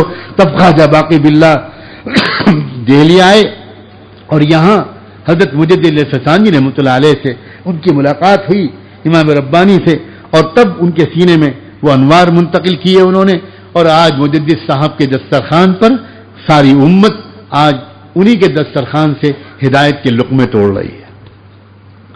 ایک بلی کے لیے انہوں نے اپنی نیند قربان کی، اللہ کو یہ منظر پسند آ گیا۔ یاد رکھیں، اس قسم کے اخلاق سے ہمارے اندر تکبر ٹوٹتا ہے۔ اگر ہم خالی عبادات میں لگے رہیں گے اور خدمت خلق نہیں کریں گے، غریبوں کے ساتھ نہیں بیٹھیں گے، انسان نہیں بنیں گے، جانوروں پر رحم نہیں کھائیں گے، تو ہو سکتا ہے خالی ذکر اذکار کرنے سے ہمارے اندر تکبر پیدا ہو جائے۔ ہمارے حضرت جی رحمۃ اللہ علیہ، حضرت مولانا انعام الحسن صاحب نور اللہ مرقدہ، ان کا ایک واقعہ ہمارے حضرت قطب الدین ملا صاحب نے اپنی کتاب میں نقل بھی کیا ہے، اور ان کی جو سوانح شیخ الحدیث حضرت مولانا زکریا صاحب رحمۃ اللہ علیہ کے نواسے مولانا شاہد صاحب نے لکھی ہے، اس سوانے میں بھی اس واقعے کو ذکر کیا گیا ہے کہ حضرت جی رحمۃ اللہ علیہ سے کسی ایک شخص نے آ کر ذکر پوچھا، جو ان سے بیعت تھے اور ذکر سیکھ رہے تھے، کر رہے تھے، انہوں نے آ کر ذکر کے سلسلے میں کوئی بات پوچھی تو حضرت نے ان کو ذکر سکھایا، ذکر بتایا، لیکن ساتھ ہی اٹھ کے بیٹھتے ہوئے ایک جملہ یہ بھی ارشاد فرمایا، بھائی یہ بھی خیال رکھنا کہ بڑے کا ذکر کرتے کرتے اپنے اندر بڑائی آ جاتی ہے، کہیں تمہارے اندر بڑائی نہ آ جائے۔ یہ ہے معرفت، یہ ہے انسانیت والا دین، یہ ہے زمین پر رہ کر چلتے ہوئے اللہ کا قرب حاصل کرنا۔ وعباد الرحمن الذين يمشون على الارض هونا واذا خاطبهم الجاهلون قالوا سلاما، اور رحمان کے بندے تو وہ ہیں جو زمین پر چلتے ہیں نہایت نرمی کے ساتھ۔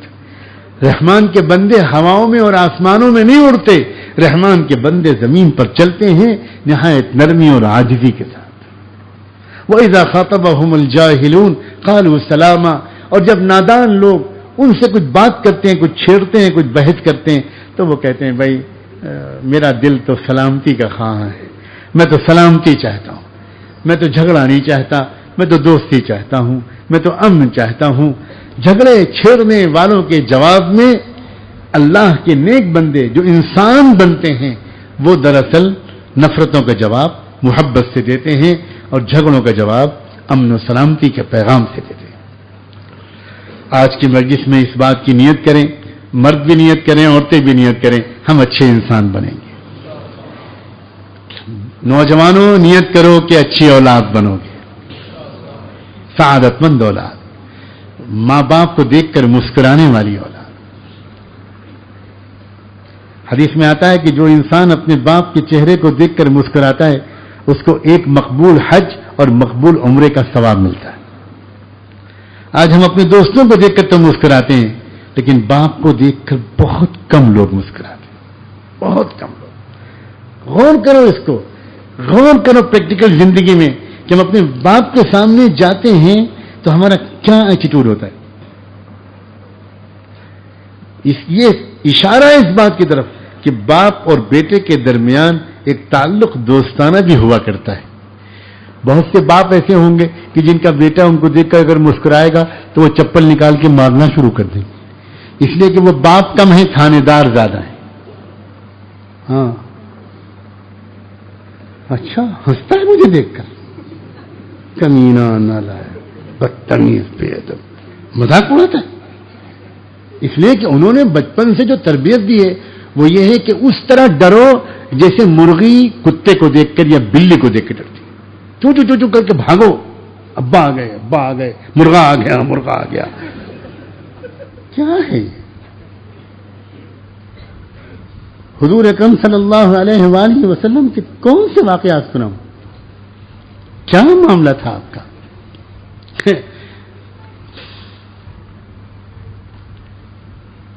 حشن بش حین لین، یہ مومن کی شان ہے۔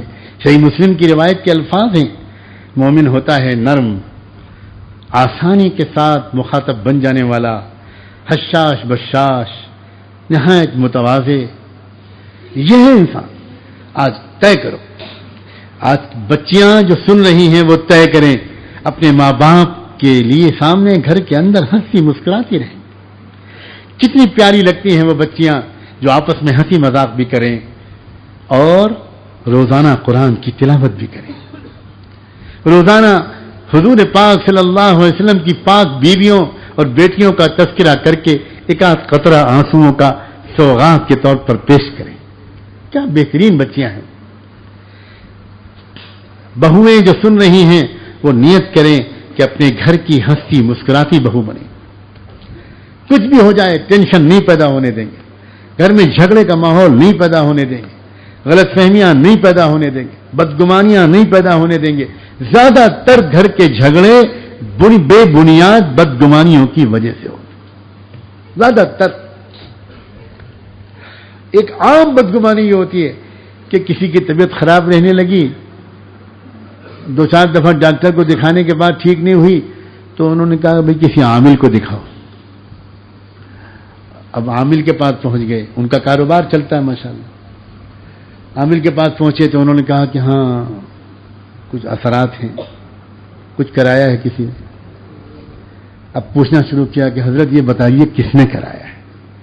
تو عامل صاحب آسانی سے نہیں بتاتے، اس لیے کہ ان کو فیس لینی ہوتی. تو ان کا نہیں یہ نہ پوچھیے، ان کا نہیں بتا دیجیے، ان کا نہیں یہ بتانا نہیں بتا دیجیے، آخر ہم کیسے بچیں. ان کا بھائی کوئی چھوٹے قد کی عورت ہے ماشاءاللہ. اب اس نے سوچا کہ ہاں میری دیورانی چھوٹے قد کی ہے. اب وہ گئی انچی ٹیپ سے ناپنے لگی، اس کا جمپر چرایا اور ناپا، ہاں یہ 1 انچ چھوٹا ہے میرے جمپر سے، چھوٹے یہی ہے مطلب میں پہلے کہتی تھی. اب رات میں جب شوہر آیا، بھائی میں الگ رہوں گی، بھائی الگ. رو رہی ہوں کیا ہو گیا بیگم؟ نہیں میں یہاں نہیں رہوں، مجھے میں کے بھیج دو. شوہر بیچارہ کیس ہار کے آیا تھا، موڈ اس کا پہلے ہی خراب تھا، ایک بیٹی بھی کھو گئی تھی، مال بھی غائب ہو گیا تھا. گھر پہ آ کے بیوی رو رہی ہے. اب شوہر کیا پاگل ابن پاگل نہیں بن جائے گا؟ روز تمہارے ہی تماشے رہتے. نہیں میں یہاں نہیں رہوں. کل برفی کھلائی تھی، ہو گئی میری طبیعت خراب. لو برفی میں طبیعت خراب ہو گئی. سب لوگ برفیاں خانقاہ لے آیا کرو، یہاں کسی کی طبیعت نہیں خراب. لا حول ولا قوت الا باللہ. یہ کیا تماشا ہے؟ ہو سکتا ہے کہ وہ دیورانی آپ کے لیے دعا کرتی ہو سکتا ہے کہ وہ دیورانی محبت میں رکھتی ہو، لیکن بلا وجہ کی بدگمانیاں جس پر کوئی ثبوت نہیں، کوئی تحقیق نہیں، اور ہم بدگمان ہو گئے، خاندان ٹوٹتے چلے جا رہے ہیں. یہ سب اس بات کی دلیل ہے کہ ہم اسلام کو نہیں سمجھے. یہ کہنے کا یہ مطلب بالکل نہیں ہے کہ کہیں دنیا میں یہ سب ہوتا نہیں ہے. یہ کہنے کا یہ مطلب بالکل نہیں ہے. لیکن یاد رکھیں اکثر و بیشتر جو بتایا جاتا ہے وہ جھوٹ ہوتا ہے، وہ صحیح نہیں ہوتا، وہ بالکل صحیح نہیں ہوتا. اور اس کی بنیاد پر کسی مومن سے بدگمان ہو جانا جائز ہے. یہ کسی مفتی سے فتویٰ پوچھو کہ فلاں عامل کے کہنے کی بنیاد پر میں اس سے بدگمان ہو جاؤں، یہ جائز ہے؟ بالکل نہیں بھائی، قطعاً نہیں.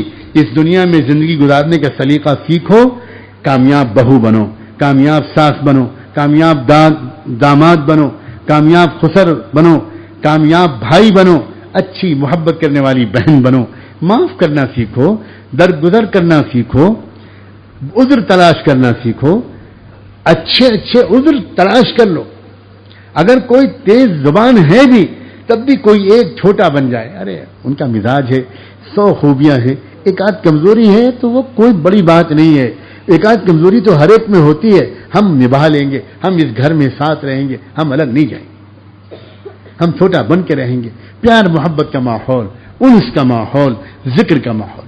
ہاں آخری بات، یہ سب کہہ دینا آسان ہے، لیکن زندگی میں عملی طور پر کرنے کے لیے بس ایک چیز کی شرط ہے، وہ یہ کہ ہمارا موڈ ٹھیک رہے. موڈ ٹھیک رہنا ضروری ہے. اور آج میں موڈ کا لفظ جان بوجھ کر بول رہا ہوں تاکہ میں بالکل زمینی سطح پر اس دین کی تشریح کو اتار کر پیش کرنا چاہتا ہوں. ہمیشہ ہم یہ کہا کرتے ہیں کہ ہمارے دل کی کیفیت ٹھیک ہو، لیکن مجھ کو یہ ڈر لگتا ہے کہ جب ہم کہتے ہیں دل کی کیفیت ٹھیک ہو تو فوراً آپ چوتھے آسمان پہ پہنچ جاتے ہیں کہ دل کی کیفیت ٹھیک ہونے کا مطلب اللہ والے بن جاؤ. اس لیے میں اور آسان لفظ بول رہا ہوں. یہ وہ کر پائے گا گھر میں اچھا ماحول بنائے رکھنا جس کا موڈ ٹھیک رہتا ہو. جس کا موڈ خراب رہے گا وہ کبھی اس پر ڈانٹے گا، کبھی اس پر برسے گا، کبھی اس پر برسے گا، کبھی اس پر برسے گا. اور موڈ ٹھیک رہنے میں سب سے زیادہ مددگار چیز، یہ کروڑوں ڈالر کا قیمتی راز ہے، یہ سب سے زیادہ مددگار چیز موڈ کے ٹھیک رہنے میں اللہ سے دل کا صحیح رابطہ ہے. اگر اللہ تعالیٰ سے دل کا صحیح رابطہ ہو جائے تو معاف کرنا بھی آسان، خوشگمان رہنا بھی آسان، درگزر کرنا بھی آسان، مسکراتے رہنا بھی آسان، اپنے گھر کی بنی ہوئی ڈش کو پڑوس تک بھیجنا بھی آسان، مہمان کا دل سے استقبال کرنا بھی آسان، بیمار ہونے کے باوجود اندر سے امیدوں کا چراغ دل میں روشن رہنا بھی آسان، پریشانیوں کے اندر اچھے مستقبل کی امید کرنا بھی آسان، اور خوشیوں کے بیچ میں کہیں نعمتیں چھن نہ جائیں اس کے لیے محتاط رہنا بھی آسان، اگر دل کی کیفیت کو اللہ سے تعلق ہو۔ اور اللہ سے تعلق ہونے کے نتیجے میں انسان اپنی زندگی کے نظام الاوقات کو درست کر لے۔ یہ آخری عملی تدبیر بتا رہا ہوں، 24 گھنٹے کا اپنا نظام الاوقات درست کر لیجئے، اپنے آپ موڈ ٹھیک ہو جائے گا۔ 24 گھنٹے کا نظام الاوقات درست کر لیجیے، اپنا ٹائم ٹیبل ٹھیک کر لیجیے۔ ہماری زندگی کا کوئی متعین نظام الاوقات نہیں ہے، اسی لیے ہم اکثر پریشان رہتے ہیں۔ آپ دیکھیے کہ جن لوگوں کا زندگی ڈسپلن کے ساتھ گزرتی ہے، ایک متعین نظام الاوقات کے ساتھ گزرتی ہے، ان دنوں میں وہ لوگ ہمیشہ خوش رہتے ہیں۔ آپ دیکھیے کچھ لوگ صبح کو جلدی اٹھ کر مارننگ واک کے لیے جاتے ہیں، صبح کو دوڑ لیں، چل لیں، ٹہل لیں، آپ ان کو قریب سے دیکھیں گے تو آپ کو نظر آئے گا کہ ان کا موڈ فریش ہے۔ اور جب آدمی صبح کو چہل کر ورزش کر کے آتا ہے تو اس کا موڈ بہت بہتر ہوتا ہے۔ ہمارا معمول کیا ہے؟ ممبئی اور مہاراشٹر کے لوگ، ان کی رات کیا بجے ہوتی؟ ایک صاحب نے فون کیا، کہا حضرت میں نے صبح صبح آپ کی مس کال دیکھی، صبح صبح۔ میں نے کہا ذرا نکالیے مس کال، کیا بجے ہے وہ؟ کہنا وہی تقریباً 11:30 بجے ہے۔ یہ ممبئی والوں کی صبح ہوتی۔ اللہ مجھے 24 گھنٹے کی بس حکومت دے دے، ان سب ممبئی والوں کو 180 کوڑے ماروں،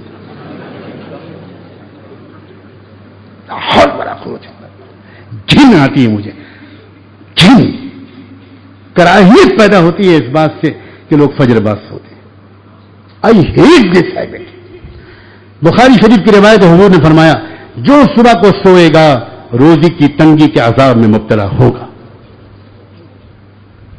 برکت سے، رزق کی برکت سے محروم رہے گا۔ حدیث میں آتا ہے کہ روزی تقسیم کرنے والا فرشتہ صبح کو اترتا ہے، اس کو حکم ہوتا ہے کہ جو سو رہا ہو اس کی روزی مت تقسیم کرنا، اس کی روزی واپس لے آنا۔ کیا عادت ہے؟ لوگ یہی کرتے ہیں اس لیے ہم بھی یہی کرتے ہیں۔ یہ بھی کیا عذر ہے؟ لوگ یہی کرتے ہیں، لوگ یہی کرتے ہیں۔ لوگ یہاں پر رواج یہی ہے حضرت، یہاں پر رات میں دیر سے ہی سونے کا رواج ہے۔ آپ تو اصل میں یوپی سے آئے ہیں نا۔ اللہ آپ اس منحوس عادت سے مجھ کو بچائے رکھے۔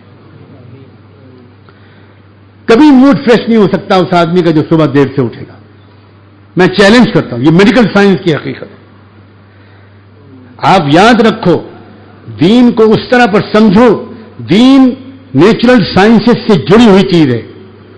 اللہ ہی نے اس کائنات کی فطرت بنائی، اور اللہ ہی نے انسان کی فطرت بنائی، اور اللہ ہی نے دن اور رات کے اندر الگ الگ اثرات رکھے، ہر گھنٹے کے اندر الگ الگ اثرات رکھے، اور اللہ ہی نے دن اور رات کو گزارنے کے لیے شریعت و سنت کے ذریعے سے صحیح معمولات بھیجے۔ اب اللہ کے بتائے ہوئے طریقے پر جو صبح کے اوقات کو گزارے گا وہ شریعت پر بھی عمل کرے گا اور فطرت پر بھی عمل کرے گا، اور میڈیکل سائنس کے اصولوں پر بھی عمل کرے گا، نیچرل سائنس کے اصولوں پر بھی عمل کرے گا۔ اور جب فطرت اور شریعت ایک دوسرے کا ساتھ دے گی تو صحت بھی اچھی ہوگی، موڈ بھی اچھا ہوگا، دنیا بھی اچھی ہوگی، آخرت بھی اچھی ہوگی۔ لیکن افسوس، ورزش کرنا، مارننگ واک کرنا، صبح کو ٹہلنا مسلمانوں کے لیے حرام ہے۔ کبھی کوئی دوڑتا ہوا مسلمان نوجوان دکھائی پڑتا ہے تو آنکھوں کو یقین نہیں آتا، اس لیے کہ یہ تو ہندوؤں کا کام ہے۔ اپنی صحت کا خیال رکھنا یہ غیر مسلموں کا کام ہے، اور اپنی صحت کا خراب کرنا دیر سے سو کر، دیر سے جاگ کر، بھاری کھانے کھا کر، کھٹائی اچار کھا کر، اور دنیا بھر کے تیل کھا کر اور روغن کھا کے اور دنیا بھر کے غلط کام کر کے، اور پھر کہنا حضرت دعا فرما دیجئے میری صحت خراب رہتی ہے۔ تو حضرت دعا صرف اس کی کریں گے کہ آپ کا پیٹ بعد میں ٹھیک ہو، آپ کا دماغ پہلے ٹھیک ہو۔ دماغ آپ کا خراب ہے اس لیے آپ کا پیٹ خراب ہے۔ مسلمان معاشرے کو کیا ہو گیا؟ حضور اکرم صلی اللہ علیہ وآلہ وسلم صرف نماز نہیں سکھاتے تھے، کھانے پینے کا نظام بھی سکھاتے تھے۔ کیوں آپ نے فرمایا کہ دیکھو جب کھجور کھایا کرو تو ساتھ میں ککڑی کھیرا بھی کھا لیا کرو۔ یہ حضور نے فرمایا. کیوں؟ یہ میڈیکل سائنس کی بات ہے. کیوں کھجور ہوتا ہے گرم، اور کھجور گرمی کے موسم میں پیدا ہوتا ہے تو اس کے اندر گرمی بہت زیادہ ہوتی ہے. اب اگر کوئی انسان کھجور زیادہ کھا لے تو اس کے پیٹ میں گرمی پیدا ہو جائے.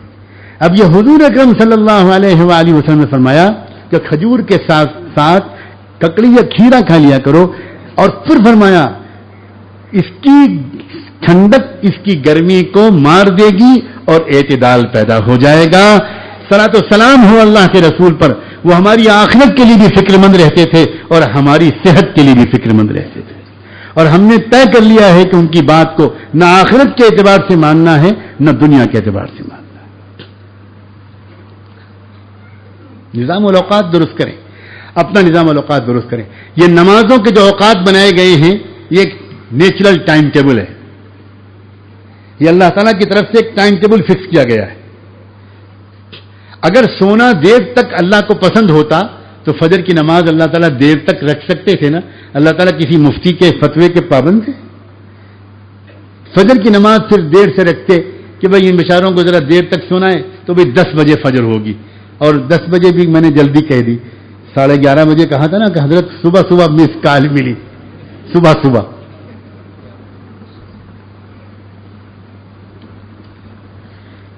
یہ جو کیوں اٹھایا گیا فجر میں، اور فجر میں تو اٹھایا گیا فرض نماز دے کر، اور آگے کہا گیا جس کو اور اچھا انسان بننا ہو وہ تھوڑا اور پہلے اٹھے، وہ تہجد پڑھے. تہجد پڑھنے سے قسم ہے رب کعبہ کی ہزاروں بیماریوں کا علاج، صحت بنتی ہے تہجد پڑھنے. ہمارے حضرت کے شیخ حضرت مرشد عالم حضرت خواجہ شاہ غلام حبیب رحمۃ اللہ علیہ ایک سفر پر جا رہے تھے. 70 سال کی عمر تھی، اور حضرت فرماتے ہیں کہ انتہائی تندرست اور خوبرو تھے، خوب لحیم شہیم اور مضبوط.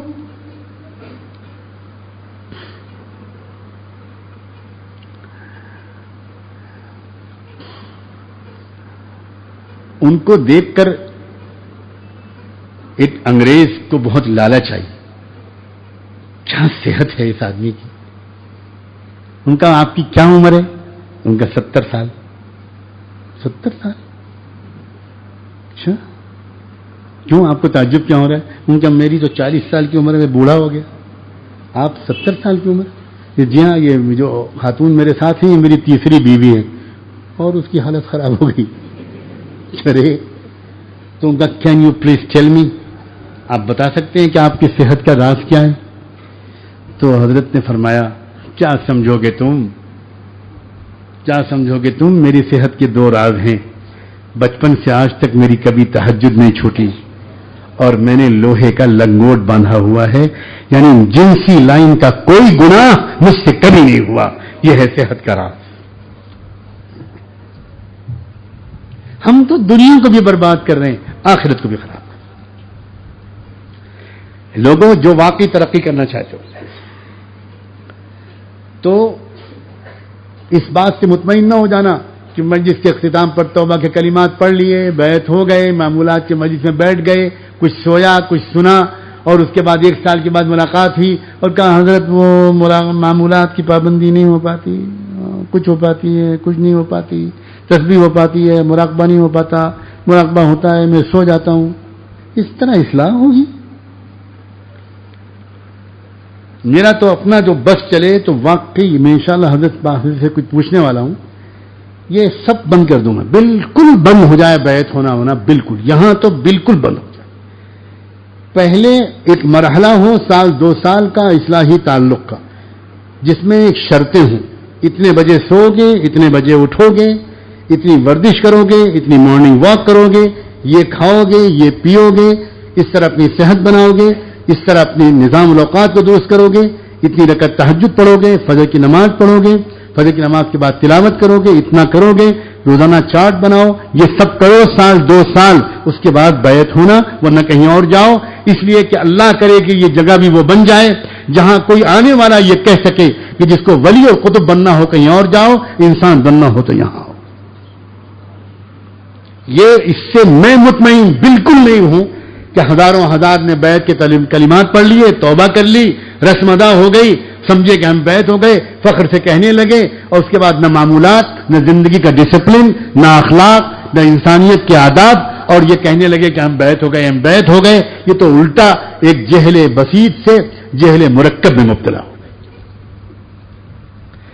حضرت تھانوی رحمۃ اللہ علیہ عاجل معلوم ہوتے ہیں، ان کے ہاں بیعت 10 سال کے بعد کرتے تھے، وہ کسی کو خوب ناک رگڑتے تھے، اور اسی اس آدمی کو بیعت کرتے تھے جس کے بارے میں ان کو 10 سال کا تجربہ ہو جاتا تھا۔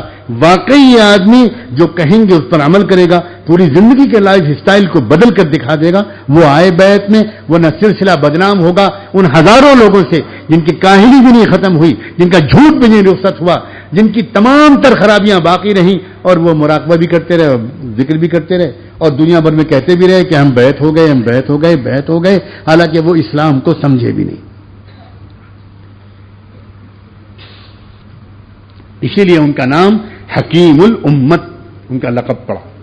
واقعی وہ حکیم الامت تھے۔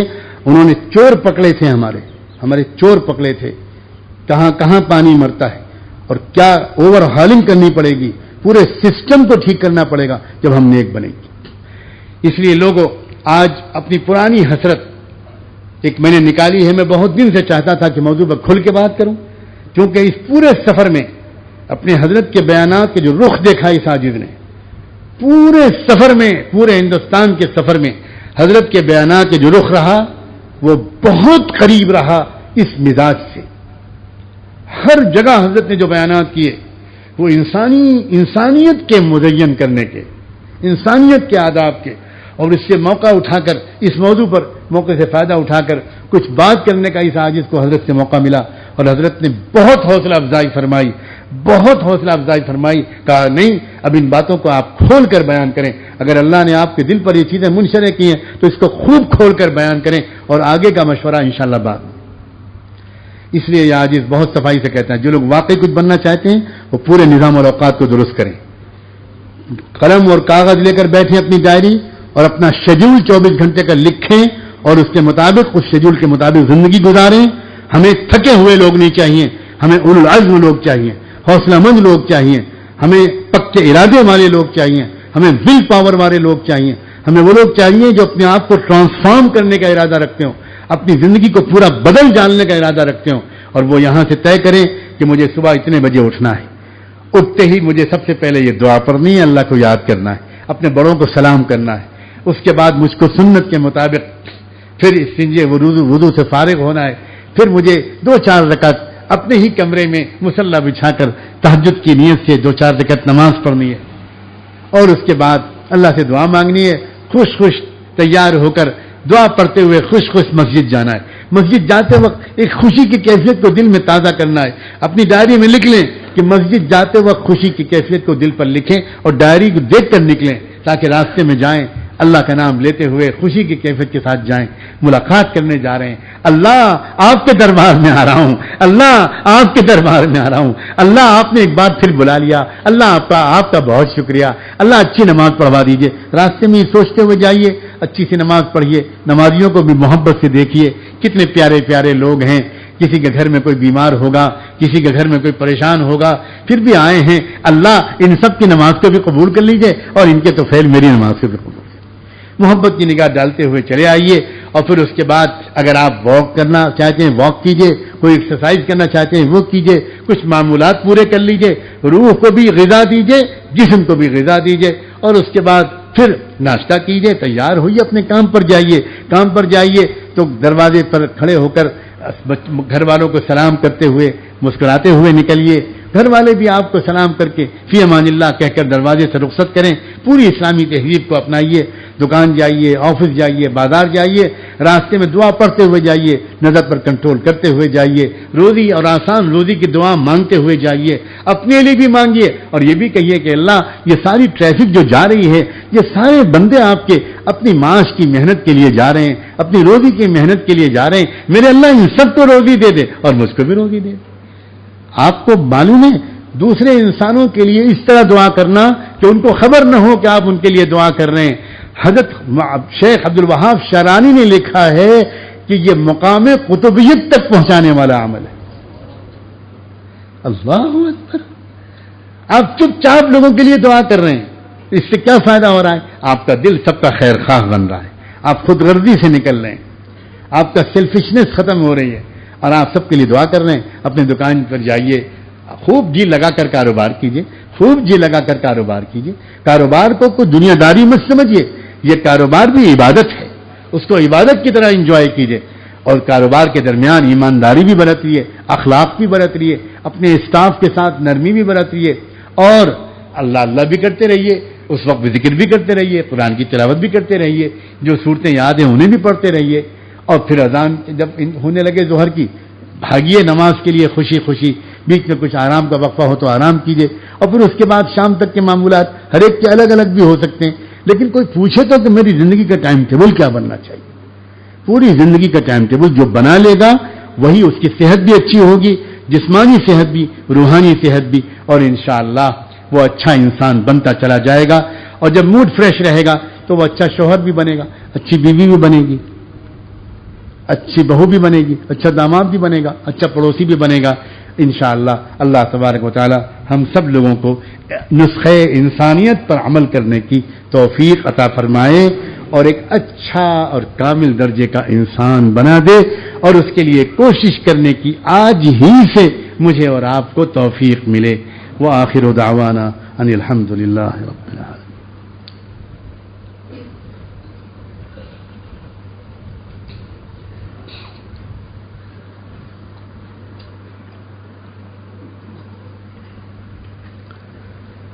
کچھ حضرات کل سے آئے ہوئے ہیں, بیعت ہونے کے ارادے سے آئے تھے. ان سے کہہ دیا گیا تھا کہ مجلس کے اختتام پر بیعت کے کلمات پڑھائے جائیں گے.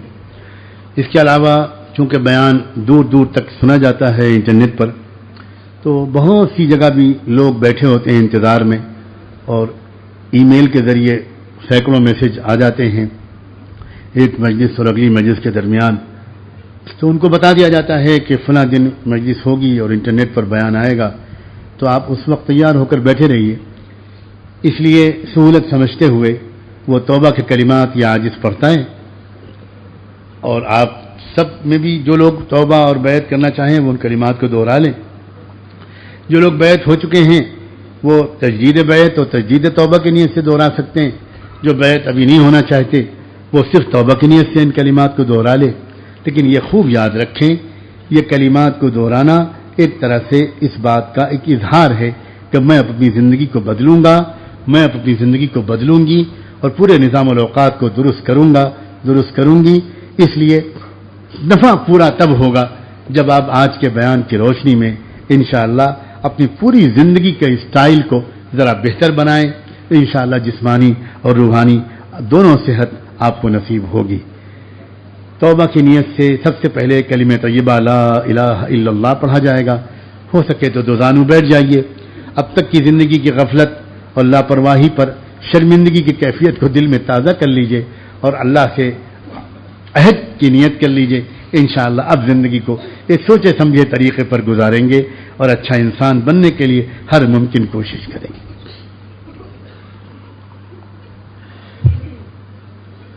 لا الہ الا اللہ محمد الرسول اللہ صلی اللہ علیہ وسلم. لا الہ الا اللہ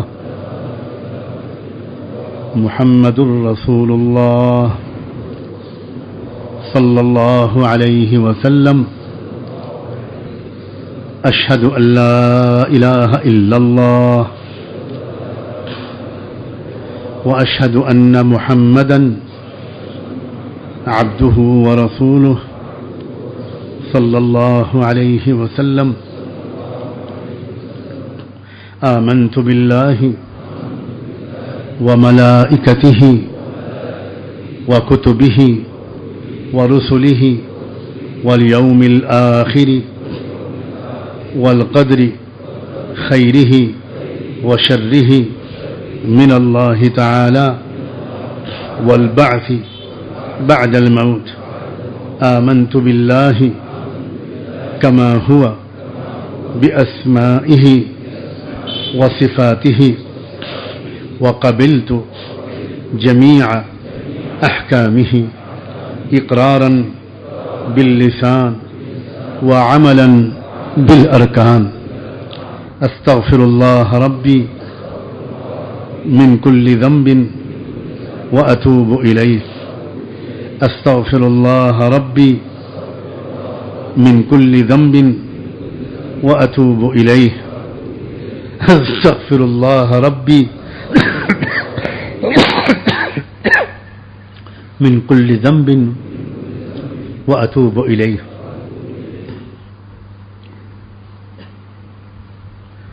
اللہ تبارک و تعالی اس توبہ کو قبول فرمائے.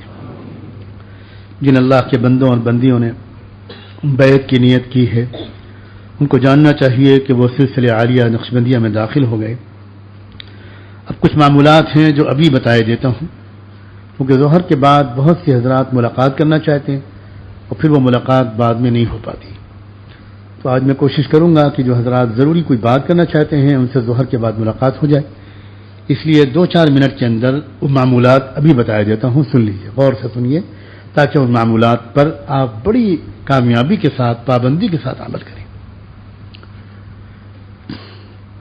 روزانہ صبح اور شام کم سے کم 1 گھنٹہ نکالیے اللہ کی یاد کے لیے. اس میں سب سے پہلے تو کرنا ہے ذکر قلبی، جس کو مراقبہ بھی کہتے ہیں. اس کا طریقہ یہ ہے کہ بالکل سب سے ہٹ کٹ کر اپنے خیال اور اپنی توجہ کو سب سے منقطع کر کے اللہ کی طرف یکسو کرنے کی نیت سے بیٹھ جائیے اور اللہ سے دعا مانگ لیجئے کہ اللہ، میں آپ کی یاد میں ڈوب جانے کے لیے بیٹھا ہوں، ساری دنیا سے کاٹ کر اپنی یاد میں میرے لیے لگنا آسان فرما دیجئے. اے اللہ، اپنی رحمت میرے دل پر اتار دیجئے. یہ اپنی زبان میں اللہ سے پہلے مانگ لیجئے. اس کے بعد فوراً یہ تصور کیجئے کہ اللہ کی رحمت آ رہی ہے، میرے دل میں سما رہی ہے، آ رہی ہے اللہ کی رحمت میرے دل میں سما رہی ہے. اللہ تعالیٰ کی طرف سے ایک عجیب معاملہ ہے کہ بندہ اللہ سے جو گمان کرتا ہے اللہ اس کے ساتھ وہی معاملہ کرنے لگتے ہیں. جب ہم یہ گمان کریں گے کہ اللہ کی رحمت میرے دل میں آ رہی ہے تو امید ہے کہ اللہ اپنی رحمت کو ہمارے دل کی طرف متوجہ فرما دے. پھر فوراً یہ سوچئے کہ اللہ کی رحمت آ رہی ہے، میرے دل میں سما رہی ہے، میرے دل کی تمام گندگیاں دور ہو رہی ہیں. سر کو جھکا لیجئے، آنکھوں کو بند کر لیجئے اور یہ سوچئے کہ میرا دل کہہ رہا ہے اللہ اللہ اللہ اللہ اور میں سن رہا ہوں. زبان سے نہیں کہنا اللہ اللہ، کچھ بھی نہیں کہنا زبان سے، زبان تالو سے چپکی رہے. صرف یہ سوچنا ہے کہ میرا دل کہہ رہا ہے اللہ اللہ اللہ اللہ اللہ اللہ اللہ اللہ. بس یہ تصور کرنا ہے. آپ خود محسوس کریں گے انشاءاللہ، یا بالکل شروع میں یا چند دن کے بعد، کہ آپ کے دل کے اندر سے ایک آواز آئے گی اور آپ دھیان لگا کر سنیں گے تو دل کے کانوں میں آپ کو یہ ادراک ہوگا کہ دل واقعی کہہ رہا ہے اللہ اللہ اللہ اللہ. ہر انسان کا روحانی دل اس کے بائیں سینے کے 2 انگل نیچے تھوڑا سا اور بائیں طرف کو ہوتا ہے. اس جگہ پر اپنے پوری قوت خیال کو مرکوز رکھیے اور یہ عمل کرتے رہیے. شروع میں 15-20 منٹ 25 منٹ اگر آپ نے پابندی سے کیا تو انشاءاللہ دل لگنا شروع ہو جائے گا. پھر آپ وقت بڑھانے لگیں گے. اس کے بعد فوراً تلاوت شروع کر دیجئے. اگر ہو سکے تو ایک ہی نشست میں 1 پارہ پڑھ لیجئے. اگر نہیں ہو پا رہا تو شروع میں ایک نشست میں آدھا پارہ پڑھ لیجئے، آدھا پارہ دوسری کسی نشست میں پڑھ لیجئے، کسی اذان اور نماز کے بیچ میں پڑھ لیجئے، شام کو پڑھ لیجئے. تلاوت شروع کرنے سے پہلے اللہ تعالیٰ سے یہ ضرور مانگ لیجئے کہ اللہ اس تلاوت کی برکت سے میرے دل کو پاک صاف کر دیجئے. میرا دل گندگیوں سے پاک ہو جائے، میں اچھا انسان بن جاؤں. یہ دعا مانگ لیجئے، یہ نیت کر لیجئے، پھر تلاوت کیجئے. اس کے بعد درود شریف پڑھیے، ایک تسبیح کم سے کم. اللہم صلی علی سیدنا محمد وعلی آل سیدنا محمد وبارک وسلم. یہ والا درود شریف ایک تسبیح پڑھیے. 100 بار درود شریف پڑھیے. درود شریف کی تسبیح شروع کرنے سے پہلے اللہ تعالیٰ سے یہ درخواست کر لیجئے اپنی زبان میں کہ اللہ کتنے احسانات ہیں آپ کے محبوب صلی اللہ علیہ وسلم کے مجھ عاجز و مسکین پر اور پوری انسانیت پر، پوری امت پر. میں غریب گنہگار امتی ان کی خدمت میں کیا بھیج سکتا ہوں. اے اللہ، ایک درود شریف کا ہدیہ لایا ہوں. اے اللہ، مجھ غریب گنہگار امتی کی طرف سے میرے محسن اور اپنے محبوب کی خدمت میں درود شریف کا یہ ہدیہ بھجوا دیجئے. اللہ سے یہ مانگ کر پھر درود شریف پڑھنا شروع کیجئے. ایک تسبیح پڑھ لی، ٹھہر ٹھہر کر محبت کی یادوں میں ڈوب کر پڑھیے تو زیادہ نفع ہوگا. پھر اس کے بعد چوتھا عمل ہے استغفار کا. استغفر اللہ ربی من کل ذنب واتوب الیہ. ابھی جو تسبیح آپ نے پڑھی تھی یہی تسبیح استغفر اللہ ربی والی، یہ ایک تسبیح پڑھ لیجیے. 100 بار پڑھ لیجیے صبح، 100 بار شام. اور اس تسبیح کے شروع کرنے سے پہلے بھی اللہ سے یہ مانگ لیجیے، یوں کہہ لیجیے کہ اللہ، دنیا کا سب سے خطا کار بندہ، سب سے خطا کار بندی آپ سے معافی مانگنے آیا ہے. اے اللہ، اس کو معاف کر دی. تو خوشامد کر کے اللہ سے معافی مانگ کر، معافی مانگنے کی قلبی کیفیت کے ساتھ استغفار کی تسبیح پڑھیں گے تو زیادہ نفع ہو. اور پانچواں ہے کہ چلتے پھرتے اٹھتے بیٹھتے کوشش کریں کہ اللہ کی طرف دھیان رہے، دل اللہ اللہ کہتا رہے. تھوڑے دن کی مشق میں آپ کو ذرا اجنبیت لگے گی، 10 بار بھولیں گے، ایک بار یاد آئے گا. آپ نکلے باہر اور ایک دم سے یاد آئے گا، ارے مجھ سے یہ کہا گیا تھا. پھر آپ فوراً دل کی طرف متوجہ ہو کر کوشش کریں گے کہ دل میرا کہہ رہا ہے اللہ اللہ اللہ اللہ. تھوڑی سی مشق کے بعد انشاءاللہ وہ حال ہو جائے گا کہ جیسے ریموٹ کنٹرول کا بٹن دبانے سے اے سی چلنے لگتا ہے، اسی طرح ریموٹ کنٹرول کا بٹن دبانے سے آپ کا دل جاری ہو جائے گا. دل اللہ اللہ کہنے لگے گا. دل کے آئینے میں ہے تصویر یار، جب ذرا گردن جھکائی دیکھ لی. اتنا کنٹرول حاصل ہو جائے گا. اور جب یہ کنٹرول حاصل ہو جاتا ہے تب بندے کو مستقل یاد کی کیفیت اپنے اندر پیدا کرنا آسان ہو جاتا ہے. اور آخری بات یہ ہے کہ مہینے 2 مہینے میں ایک بار اپنا مختصر سا حال لکھ کر اپنے شیخ کی خدمت میں پیش کیجیے. اور وہ حال میں فرشتوں والا حال مت لکھیے، انسانوں والا حال لکھیے. اور لکھیے کہ اب کتنے بہتر انسان بننا شروع ہوئے. کوئی صاحب فرشتے بننے کی زحمت نہ کریں، اور اگر کریں تو بھائی میرے پاس نہ تشریف لائیں، اس لیے کہ میں فرشتہ نہیں ہوں اور فرشتوں کا بھی کوئی خدمت نہیں کر سکتا. اللہ تبارک و تعالی اپنے کرم سے ان معمولات کی پابندی کی توفیق عطا فرمائے. اٹھنے سے پہلے کچھ اعلانات سن لیجئے، اعلانات کے بعد انشاءاللہ دعا ہوگی، یا پہلے دعا ہو جائے اور دعا کے بعد پھر اعلانات. آئیے پہلے اللہ پاک سے دعا مانگیں اور پھر اس کے بعد انشاءاللہ اعلانات.